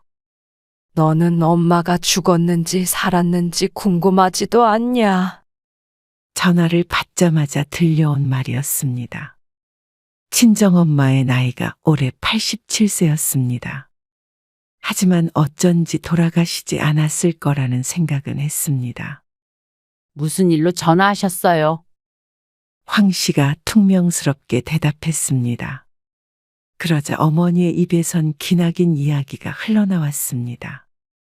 그리고 전부 아들들 험담과 자신의 인생에 대한 넋두리였습니다. 그 돈을 다 줬는데 이래서 아들은 키워봐야 소용없다고 하나보다. 참, 할 말이 없네요. 이곳저곳 안 아픈 데가 없어서 혼자 지내기가 힘들다고 했더니 뭐라 그러는 줄 아냐? 병원 가시란다. 그게 끝이야. 아들이 둘이나 있는데 혼자 사는 늙은 애미 모시고 간다는 사람이 없다. 어머니는 황 씨의 반응은 아랑곳하지 않고 자신 할 말만 했습니다. 그래서 내가 가져간 돈도로 뱉으라고 했지.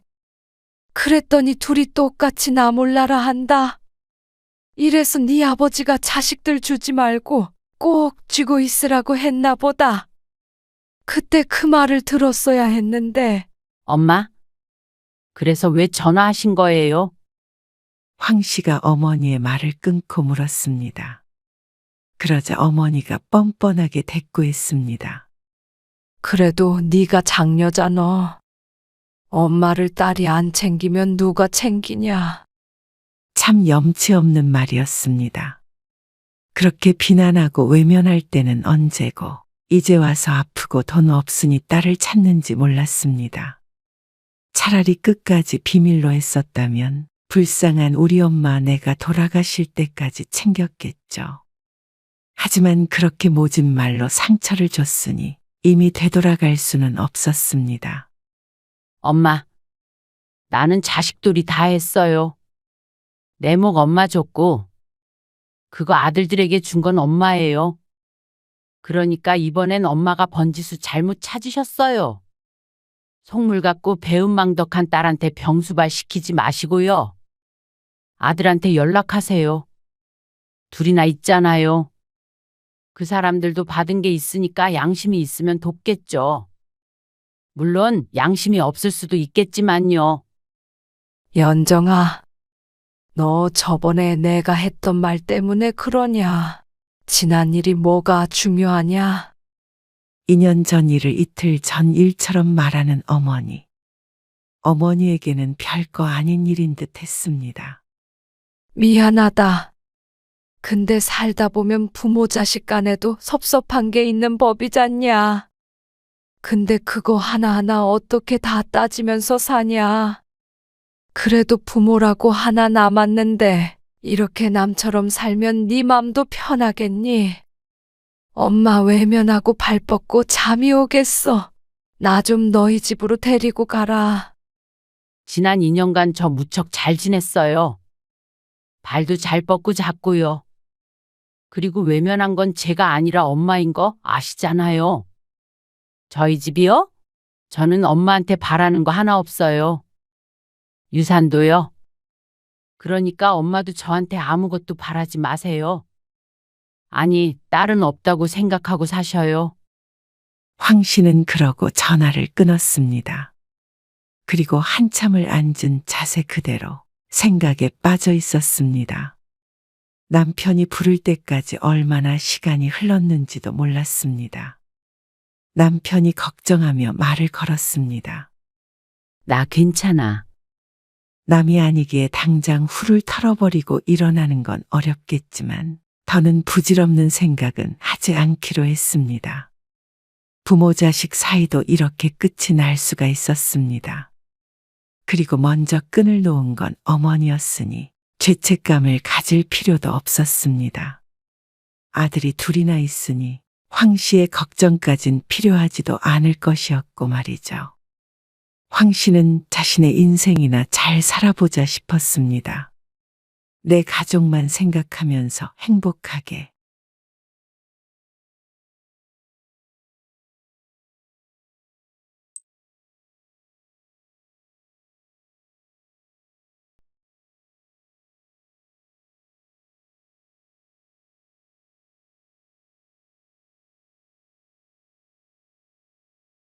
엄마, 이제 민준이 안 봐주셔도 될 것 같아요. 너희 너무한 거 아니니? 너무하다고요? 아까 너랑 민준이 엄마랑 얘기한 거 다 들었어. 그렇게 힘들다고 도와달라고 할 때는 언제고, 어떻게 애 좀 컸다고 눈치 없이 계속 오냐는 소리를 해? 그냥 애 다 컸으니까 이제 안 도와줘도 된다. 그렇게 말했으면 됐잖아? 저도 섭섭한 거 많았어요. 그런데 매달 꼬박꼬박 용돈 드리면서 어머님, 아버님 손주 실컷 보시라고 아무 말 안 한 거예요. 뭐? 초인종 안 누르고 그냥 집에 들어오신 적도 많으시잖아요. 그리고 왜 어머님, 아버님 희생한 것만 얘기하시는데요? 저희도 용돈 드리느라 빠듯했어요. 그리고 원래 손주 어릴 땐 어른들이 희생 감수하고 어느 정도 크면 알아서 빠져주셔야 하는 게 맞잖아요. 그래. 내가 눈치가 너무 없었네. 오늘 이야기 속 주인공은 67세 현은숙 씨입니다. 그리고 그녀의 아들과 며느리에 관한 이야기이죠. 현 씨는 남편과 함께 60 넘은 나이의 손주를 전적으로 돌봐주었습니다. 물론 손주가 예쁘지만 원해서 한 일은 아니었습니다. 경력이 단절되는 게 싫다며 울며 부탁하던 며느리 때문이었습니다. 요즘 사람들 양가 부모 도움 없이 애 키우면서 맞벌이까지 하기 힘든 것을 알기에 힘들 줄 알면서도 도와줄 수밖에 없었습니다. 애 키우느라 힘겨워하는 아들 며느리가 안쓰러웠습니다. 하지만 애가 좀 크니 그런 희생을 한 시부모가 눈엣 가시처럼 여겨지는 모양이었습니다. 뭘 해도 불만이 가득했고 뒤에선 시부모 험담을 해댔습니다. 애가 어느 정도 컸으면 알아서 눈치껏 물러나야 하는 거라는 며느리의 말에 현 씨 부부는 깊은 상처를 받게 되었습니다. 애 봐준 공이 없는 줄은 알았지만 이렇게 천덕꾸러기 취급을 받을 줄은 몰랐습니다. 5년이었습니다. 손주를 봐준 것이 그 덕에 맞벌이하며 자리 잡고 직장에서 진급도 한 며느리였습니다. 그리고 아들도 그런 부모를 애틋하게 생각하지는 못할 망정 골치 아픈 존재라고 생각하는 듯했죠. 그래서 고된 육아마저 손주와의 추억이라고 생각했던 현 씨를 후회하게 만들었습니다. 현 씨 부부는 이제 더 이상 자식을 위해 희생하지 않기로 했습니다. 의미 없는 일에 인생을 낭비하지 않기로 했죠. 현 씨는 딸 둘, 아들이 하나 있었습니다. 자식들이 아주 어렸을 땐 직장 생활을 하지 않고 몇 년을 육아만 했습니다. 그럼에도 애 셋 키우는 게 너무 힘들어 자식들을 끌어안고 울었던 적도 많았죠. 나는 애들이 혹시나 애 봐달라고 할까봐 무서워. 뭐가 무서워? 안 그래도 허리 아픈데 애를 어떻게 봐? 그렇다고 싫다고 할 수도 없고. 싫다고 왜 못해? 싫다 그러면 부모 얼굴 보고 싶겠어? 요즘 애들은 손주 안 봐주면 부모랑 연도 끊는다잖아. 친구들이 나누는 대화에 현 씨도 내심 동의했습니다. 자신도 손주를 돌봐줄 만한 사정이 안 되었으니 말이죠. 하지만 다행히도 두 딸이 결혼하고 나서 그런 일은 없었습니다. 첫째 딸은 멀리 살기도 하고 돈을 잘 벌어 그런지 도우미를 써가면서 알아서 키웠습니다. 그리고 둘째 딸은 아이를 갖지 않고 살겠다고 선언했죠. 그래. 뭐 요즘 사람들 다들 그런다니까. 그것도 나쁘지 않지. 현 씨는 그래도 애를 낳아야 한다는 입장은 아니었습니다. 얼마나 내 삶을 깎아먹는 일인 줄 알기에 애 안 낳는 사람들도 어느 정도 이해는 갔습니다. 이미 손주도 있었기 때문에 손주 욕심이 있는 것도 아니었죠. 아니, 누나도 참 희한해요. 애 안 낳고 살면 금방 이혼하죠. 그런 둘째 누나를 이해하지 못하겠다며 아들은 결혼하자마자 아이를 가졌습니다. 그래도 갖고 싶어도 못 갖는 사람들도 많다는 요즘 세상에 다행이라면 다행이라고 생각했습니다. 그런데 애를 낳고 얼마 안 있어 아들네 출산이 현 씨의 일이 되었습니다. 아이는 잘 있니? 네, 잘 있어요. 사부인은 괜찮으시대? 아, 저희 엄마요. 여기저기 아프셔서 걱정이에요. 어디가 아프시다는데? 허리도 아프고 손목도 그렇고 무릎도 아프시다고요. 아이고, 어쩜 좋니? 아이가 태어나고 얼마 안 돼서 안사돈이 아이를 봐주겠다고 아들네 집으로 들어가서 지냈습니다. 그런데 어디가 아프다는 소리가 계속 들려왔습니다. 저희 엄마가 이번에 허리가 아파서 쓰러지셨어요. 그러다가 결국에 안사돈이 두 손 두 발을 들며 집으로 돌아갔다는 얘기를 들었습니다. 며느리의 복직을 보름 앞둔 어느 날이었죠. 아들 며느리가 현 씨 부부를 찾아왔습니다. 엄마, 아빠가 좀 봐주세요. 예원이 이번에 회사 다시 돌아가야 해요. 몇 달만 더 쉬다가 복직하면 어때? 그러면 다시 복귀하기가 힘들어요. 잠깐씩 봐주는 것도 아니고 아직 어린 갓난애를 종일 돌봐야 하는 일이었습니다. 현 씨 부부는 자신이 없었습니다. 하지만 며느리는 이번에 복귀하지 않으면 일을 그만뒀다가 나중에 이직을 해야 한다고 했습니다. 그러면 경력 단절이 되어 새로 취직하기가 힘들다고 했죠. 애 다 클 때까지 기다리면 저 일 못해요. 발을 동동 구르며 제발 부탁한다는 며느리의 말을 거절할 수가 없었습니다. 그래서 손주가 돌이 될 때까지 거의 아들네 집에 상주하며 현 씨가 아이를 돌봐주었습니다. 어머님, 저 왔어요. 이제 오니? 민준이는요? 지금 막 재웠어.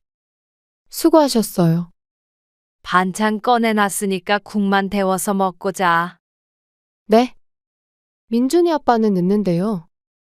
그래, 들었어. 그럼 난 이만 가볼게. 조심히 가세요, 어머님. 그래, 나오지 말고. 낮 동안 손주를 보고 반찬도 좀 해두고 아이 때문에 지저분해진 거실도 치우니 하루가 훌쩍 지나 있었습니다. 며느리가 늦게 퇴근하는 바람에 저녁 8시 반쯤 현 씨는 아들네 집을 나섰습니다. 이미 바깥은 깜깜해져 있었습니다. 보통은 아들이 일찍 퇴근하면 데려다 줄 텐데 아이만 두고 며느리도 나올 수는 없는 노릇이라 현 씨 혼자 버스를 타고 집으로 돌아왔습니다. 보통은 7시 반에서 8시 사이에 둘 중 하나는 퇴근을 해야 하는데 요즘에 바쁘다며 늘 이 시간에 집으로 돌아오곤 했습니다. 밥은 먹었어? 남편이 물었고 현 씨는 고개를 저었습니다. 아까 민준이 먹이면서 죽 먹었어요. 근데 입맛이 없네. 뭘 먹기보다는 휴식이 더 필요했습니다. 그렇게 힘들면 이제는 애를 데리고 집으로 오라고 그래. 아무래도 그래야겠네. 집에 도착한 시간이 9시 반이 조금 안 되는 시간이었습니다. 그리고 내일은 7시까지 아들네 집으로 다시 가야 했습니다. 애가 아주 어릴 때는 현 씨가 갔지만 이제는 애를 데리고 오라고 하는 게 맞는 것 같았습니다. 그래, 그래야 나도 같이 봐주지. 남편도 퇴직해서 집에 있기 때문에 그게 훨씬 나을 듯 했습니다. 남편이 밥도 늘 부실하게 먹으니 마음에 걸리기도 했고 말이죠. 아이고, 허리야. 들고 있지 말고 내려놔요. 종일 어떻게 그렇게 있어? 아, 이놈이 들고 일어나라고 난린데 어떡해? 허리도 안 좋은 양반이. 당신 어깨 아프다며? 환갑 넘은 둘이 아이 하나 돌본다고 고군분투했습니다. 나이 들며 여기저기 삐걱대는 바람에 하나 키우는 일도 보통이 아니었습니다. 아들 닮아 우량하라 들고 있기만 해도 어깨가 빠질 것 같았죠. 그래도 예뻐. 그걸 말이라고 해요. 내 손주니까 키우지. 남의 애는 죽었다 깨나도 못 키워주겠어. 남편의 말에 현 씨도 고개를 끄덕거렸습니다. 전적으로 공감이 되는 말이었습니다. 이따가 민준이 데리러 오면 냉장고에 있는 검정 비닐도 같이 줘야 해. 혹시 내가 기억 못하면 당신이 꼭 말해줘요. 알았어. 현 씨 부부는 자식들 일하느라 고생한다고 반찬까지 따로 해서 챙겨줄 정도로 헌신했습니다. 현 씨도 남편도 아들 며느리가 부담이 될까 싶어 불평 한마디 없이 그렇게 손주를 키웠죠. 그런데 아이를 데려다 주러 며느리 집에 갔을 때 우연하게도 며느리가 안사돈과 통화하는 소리를 듣게 되었습니다. 시어머니? 음식 솜씨 없다니까. 그냥 해주시니까 먹긴 하지. 돈 안 드니까. 내가 하기 귀찮기도 하고. 지난번에도 말했잖아. 살림 잘 못하셔. 우리 집에 오셨을 때도 뭔가 어수선하고 지저분했어. 그렇다니까. 그래도 용돈 얼마 안 드리니까 그러려니 하지. 내가 바보야? 어머님한테 이런 소리를 하게.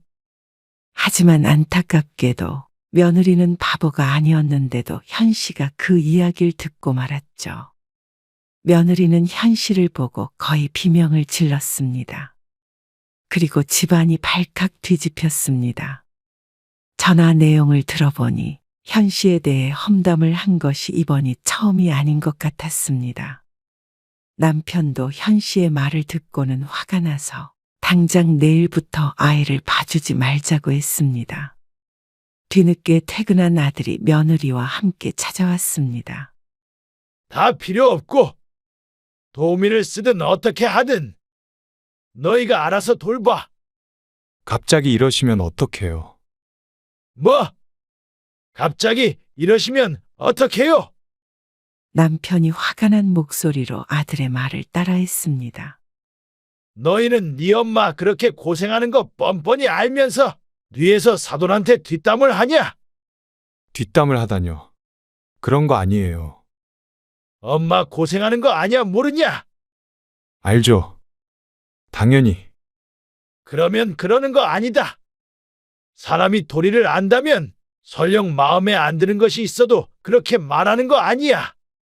이제 우리가 안사돈 얼굴을 어떻게 보냐? 우세스러워가지고. 아버님, 그게 아니고요. 그냥 엄마랑 통화하다가 어쩌다 보니까 저도 모르게 그런 거예요. 진심 아니에요. 늘 어머님, 아버님한테 감사하고 있어요.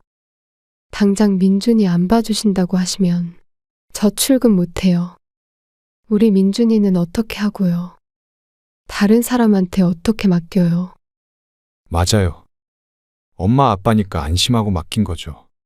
그리고 애 어릴 때 바짝 모아서 자리 잡을 생각인데 갑자기 이러시면. 잘못했어요. 어머님. 현 씨는 진심이 아니었다며 눈물을 비추는 며느리에게 모질게 굴기가 어려웠습니다. 그 사이 손주가 울자 현 씨도 모르게 손부터 나갔습니다. 아이를 안고 어르고 달래는데 마음이 착잡했습니다.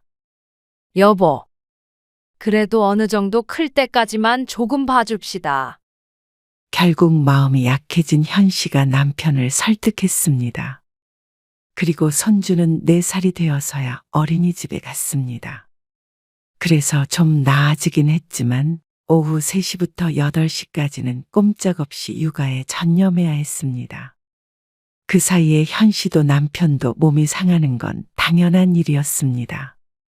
젊은 사람들도 손목 나가고 허리 나가는 육아를 아무리 둘이라도 나이 든 사람들이 하려니 여간 벅찬 일이 아니었습니다.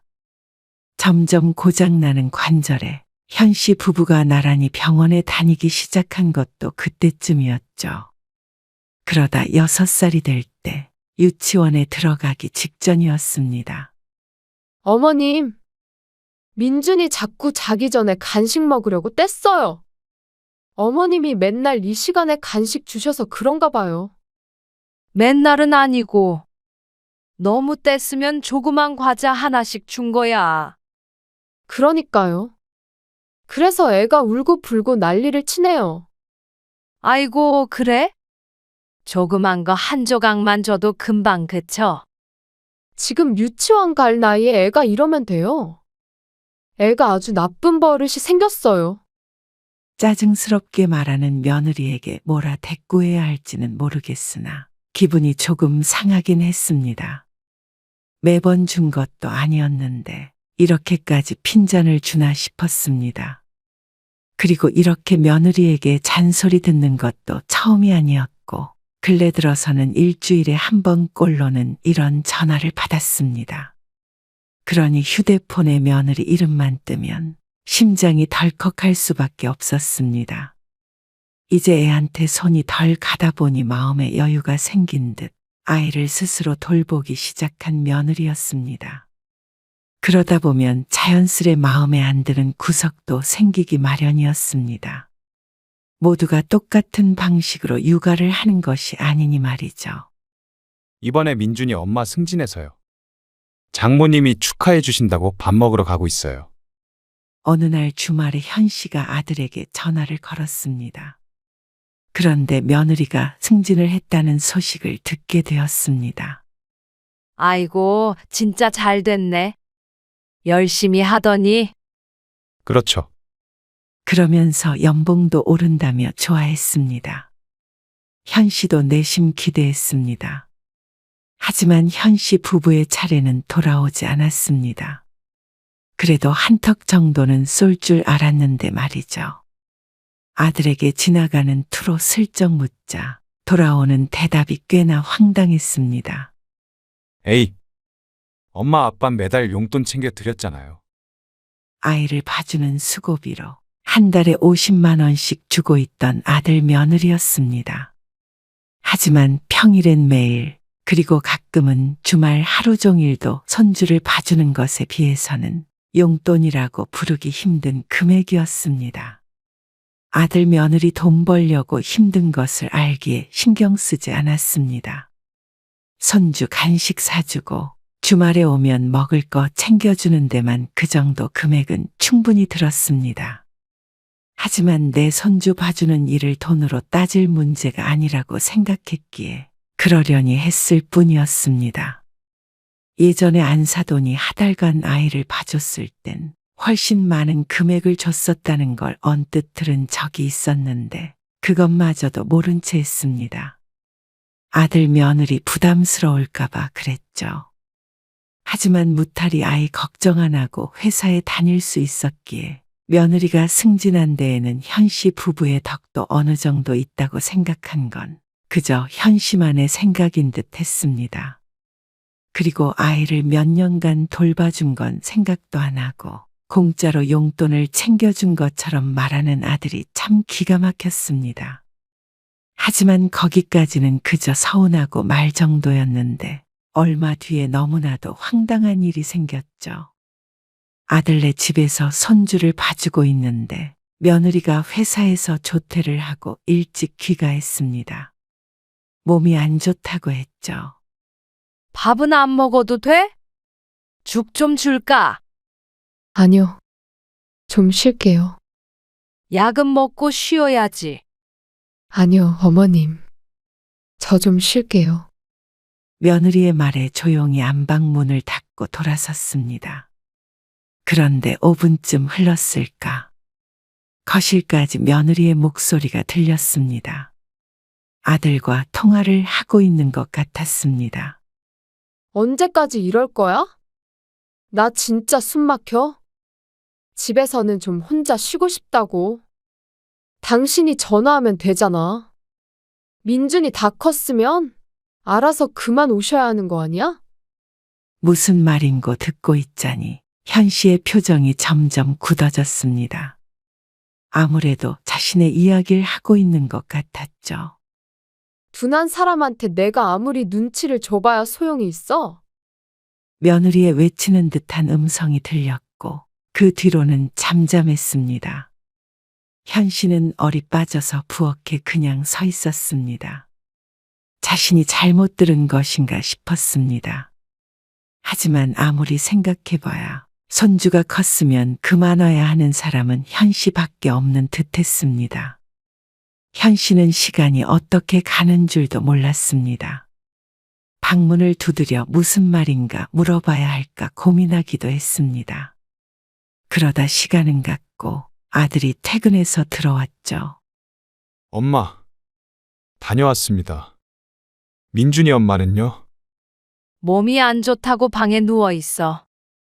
그래서 집에 못 가고 기다렸어. 감사해요. 그런데 집에 가려고 챙기던 현 씨에게 아들이 말했습니다. 엄마, 이제 민준이 안 봐주셔도 될 것 같아요. 그러자 며느리의 통화가 자신이 들은 게 맞다는 걸 깨닫게 되었습니다. 심장이 벌렁벌렁하고 얼굴에 피가 몰렸습니다. 애써 아니겠지 생각하며 손주 밥까지 먹였는데 어쩌면 이런 식으로 통보를 할 수가 있나 싶었습니다. 나중에 아들이 그만 오라고 하면 기쁜 마음으로 손을 떼야겠다 생각했지만 이런 식은 아니었습니다. 자신이 이렇게 천덕꾸러기 취급을 당하고 있다는 걸 진작에 알았더라면 굳이 오지 않았을 것이었습니다. 현 씨도 점점 한계에 다다른 것을 느끼곤 했기 때문이었습니다.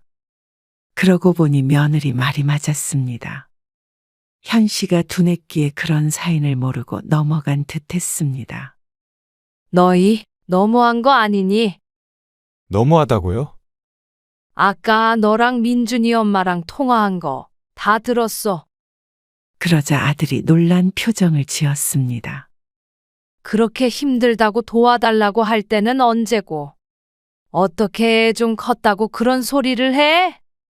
그냥 애 다 컸으니까 이제 안 도와줘도 된다. 그렇게 말했으면 됐잖아.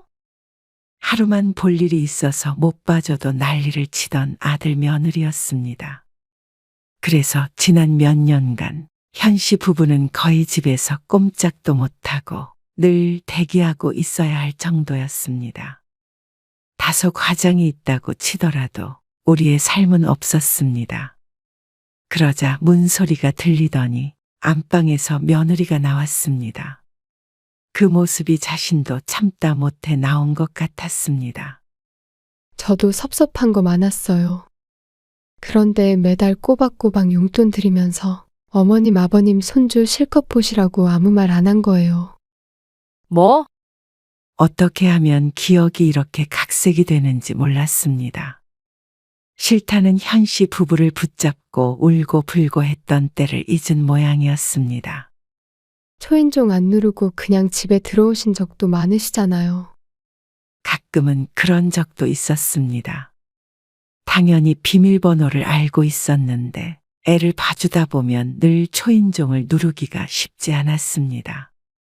버릇이 돼서 문 앞에 서서 비밀번호를 치고 들어온 적도 덜어 있었죠. 하지만 애를 맡기거나 데려다 주거나 할 때뿐이었습니다. 그 외에는 연락 없이 쳐들어온 적이 없었습니다. 그리고 어머님, 아버님 희생한 것만 얘기하시는데요. 저희도 용돈 드리느라 빠듯했어요. 그리고 원래 손주 어릴 땐 양가 어른들이 희생 감수하고 어느 정도 크면 알아서 빠져주셔야 하는 게 맞잖아요. 인간이 이렇게 화장실 들어갈 때랑 나올 때랑 다르구나 싶었습니다. 며느리는 그동안 쌓인 게 많았던 모양이었습니다. 이러면서 애는 어떻게 맡겼나 싶었습니다. 마음에 안 들었던 육아 방식도 꼬집었고 자신이 얼마나 불편했는지도 늘어놓았습니다. 며느리의 이런 속내도 모르고 허리 두들기며 아이를 씻기고 먹이고 했던 자신이 바보처럼 느껴졌습니다. 아니, 바보가 맞았습니다. 며느리의 이런 말을 듣고도 파들파들 떨고만 있는 것이 바보가 아니면 달리 설명할 길이 없었습니다. 내가 눈치가 너무 없었네. 현 씨는 가방을 챙겼습니다. 아, 엄마. 그런 게 아니고요. 민준이 엄마가 아파서 좀 예민한가 봐요. 며느리의 훌쩍거리는 소리가 들렸습니다. 아픈데 집에 시어머니가 있으니까 이해해 주세요. 그런 거 아닌 거 아시잖아요. 나는 모르겠다. 아들이 애써 변명했지만 정작 며느리는 아무 말 없이 울고만 있었습니다. 어지간히 현 씨의 존재가 싫었나 보다 생각되었습니다. 아들이 한숨을 내쉬었습니다. 그러고는 현 씨에게 이해해달라고 했습니다. 며느리를 나무라는 것이 아니고 말이죠. 서운한 것을 넘어서 허무하기까지 했습니다. 이러려고 그렇게 힘들게 애를 봐줬나 싶었습니다. 그래도 내 새끼라 어쩔 수 없던 것이었는데 아들 며느리는 상황이 나아지자 그런 노고는 전혀 기억하지 않았습니다. 오히려 반대로 현 씨 부부에게 사랑하는 손주를 보여주고 있다고 생각하는 듯 했죠.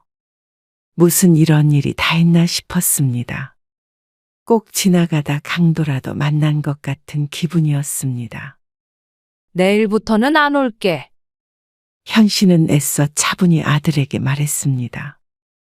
오해고 뭐고 이제 와서 그건 중요하지 않은 것 같다.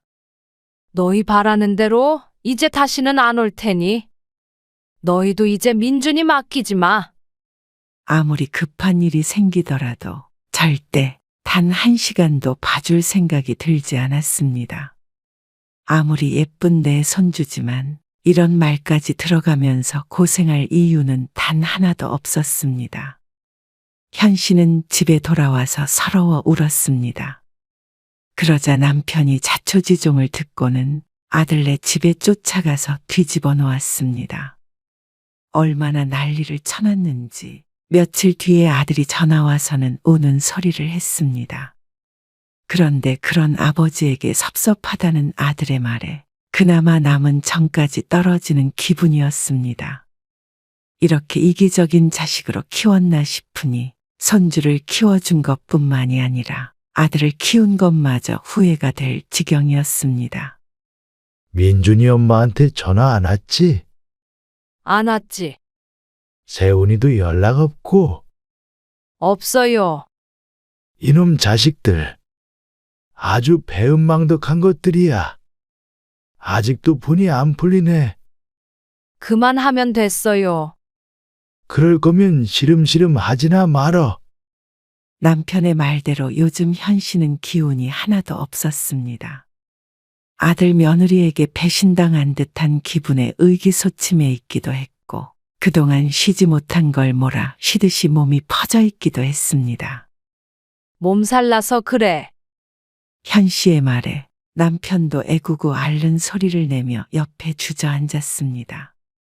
이참에 푹 쉬어. 당신 어깨도 덜 써야 낫는데잖아. 잘 됐지 뭐. 그래, 잘 된 거 알아요. 시름시름 한 거 아니야. 현 씨도 가슴이 아프긴 해도 차라리 잘 됐다고 생각했습니다. 비록 끝마무리가 좋지는 않지만 현 씨는 부모로서 최선을 다해서 할 만큼 했습니다. 더 이상 후회하지도 말고 미련도 두지 말자고 생각했습니다. 앞으로는 온전히 스스로를 위한 시간을 가질 수 있으니 긍정적으로 생각하자 싶었죠. 하지만 그 후유증은 생각보다 오래 갔습니다. 문득문득 떠오르는 아들 며느리의 말이 가끔씩 현 씨의 머릿속을 휘저었습니다. 그렇지만 시간이 해결해 줄 문제였죠. 그리고 며느리는 잘 지내는 듯 연락이 뜸하더니 나중엔 나름대로 현 씨 부부와 화해하려는 노력을 보였습니다. 아무래도 가까이 살기도 했고 아이를 전혀 안 맡기고는 키우기 힘들다는 걸 깨달은 것일 수도 있습니다. 하지만 자신들이 저지른 일이 있기에 적극적인 자세를 취하지는 못하고 가끔 식사를 하자고는 했습니다. 물론 거절했죠. 그러던 어느 날이었습니다. 아들네에게 둘째가 생겼다는 소식을 듣게 되었습니다. 그리고 그 소식을 듣자마자 아들에게서 연락이 왔습니다. 들으셨어요? 그래. 네 누나한테 어제 전화 왔더라. 아무튼간 축하해. 감사해요. 민준이는 안 보고 싶으세요? 전혀 안 보고 싶다면 거짓말이었습니다. 그래도 몇 년간 제 손으로 기른 아이였기 때문에 당연히 떠올랐습니다. 하지만 손주를 보기 위해서 아들 며느리를 만나야 된다면 그건 사양하고 싶었습니다. 한번 놀러 오세요. 괜찮다. 누구 숨 막히게 할 일 있니? 며느리가 했던 말을 들먹거리자 아들이 입을 다물더니 또다시 입을 열었습니다. 사실 둘째 낳을 계획이 없었는데 첫째와 터울이 있었습니다. 그리고 맞벌이를 하고 며느리가 승진도 한마당에 타이밍이 좋아 보이지는 않았습니다. 그리고 아들이 이 다음에 꺼낼 말이 어쩐지 짐작이 갔습니다. 아주 뻔뻔하고 염치가 없는 것이었죠. 둘째도 되도록이면 엄마가 봐주셨으면 해요. 그런 말을 듣고도 아들과 연을 끊지 않은 건 순전히 현 씨의 욕심인 듯 했습니다. 그래도 내 아들의 진심은 그게 아니었겠지. 그래도 내 자식인데 부모 마음을 조금은 알겠지. 그런 생각 자체가 현 씨의 욕심이었습니다. 바랄 걸 바랐어야 하는 모양이었습니다. 하지만 당하는 건 한 번으로 좋겠습니다. 현 씨 부부는 그날로 집을 내놓았습니다. 자가용을 타고 아들네 15분 거리였는데 적어도 한두 시간은 떨어진 곳으로 이사를 갈 작정이었습니다. 꿈에라도 맡길 생각을 못하도록 말이죠. 행여나 현 씨가 마음이 약해지는 날이 있더라도 물리적으로 맡길 수 없는 거리였습니다. 그리고 그만큼 현 씨의 마음도 자식에게서 멀어졌습니다. 아들 며느리 징징대는 싫은 소리 듣지도 못하도록 멀리 가버려야 마음이 편할 것 같았습니다. 이제는 자식 일이라면 지긋지긋했기 때문에 차라리 떨어져 살고 싶었습니다. 그러자 아들은 몹시 서운해했습니다. 그런 아들이 너무 어이가 없을 따름이었습니다. 우리가 공짜로 부려먹는 육아 도우미인 줄 아니? 왜 그런 식으로 말씀하세요? 우리도 이제 우리 생활 가지고 재밌게 살 거야. 집에서 애나 봐주면서 더 늙기는 싫어. 한 1년만도 안 돼요?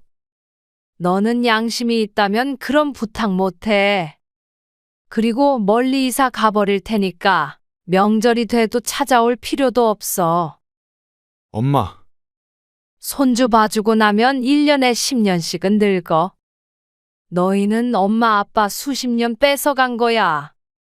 그래놓고 알아서 빠져주라고 했었지. 이제는 너희가 우리 인생에서 눈치껏 빠져줘라.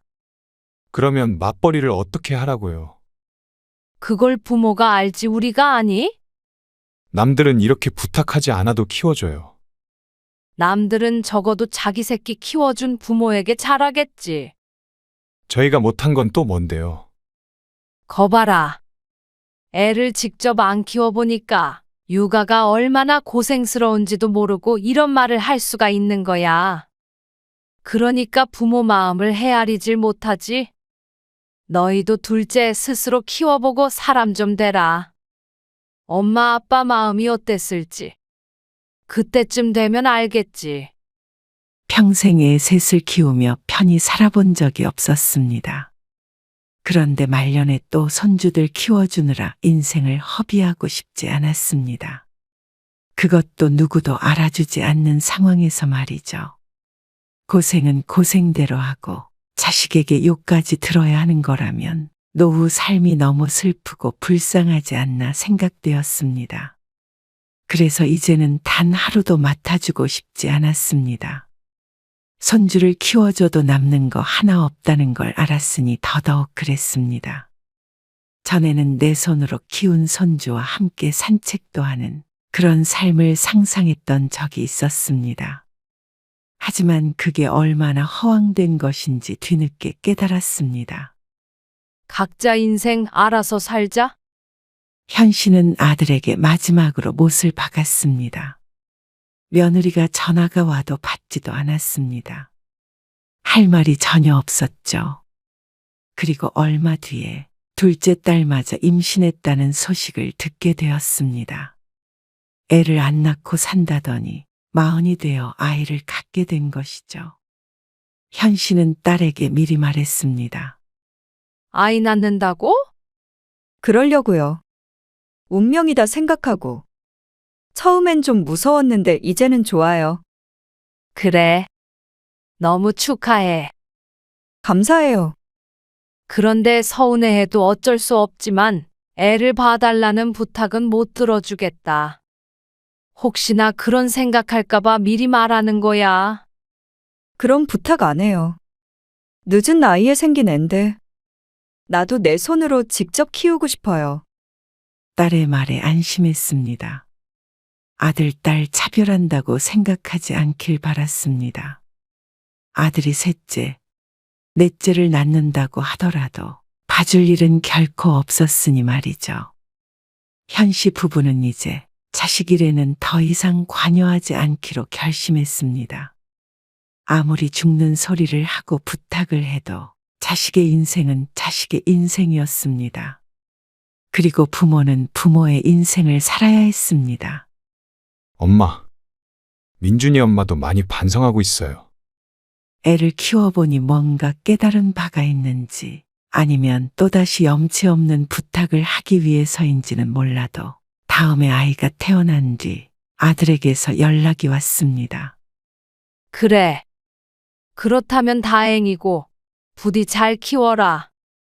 직접 키우면 다 자기 마음에 들게 하겠지. 현 씨는 뼈가 있는 말을 내뱉고는 그대로 전화를 끊었습니다. 이제 와서 반성을 한다고 이사까지 한 현 씨의 삶을 되돌릴 수는 없었습니다. 어쨌거나 현 씨는 이제 부부의 인생만 신경 쓰기로 했습니다. 그것만으로도 벅찼으니 이사를 한 것도 어쩌면 잘한 일이었습니다. 후회는 아들 며느리의 몫이었죠.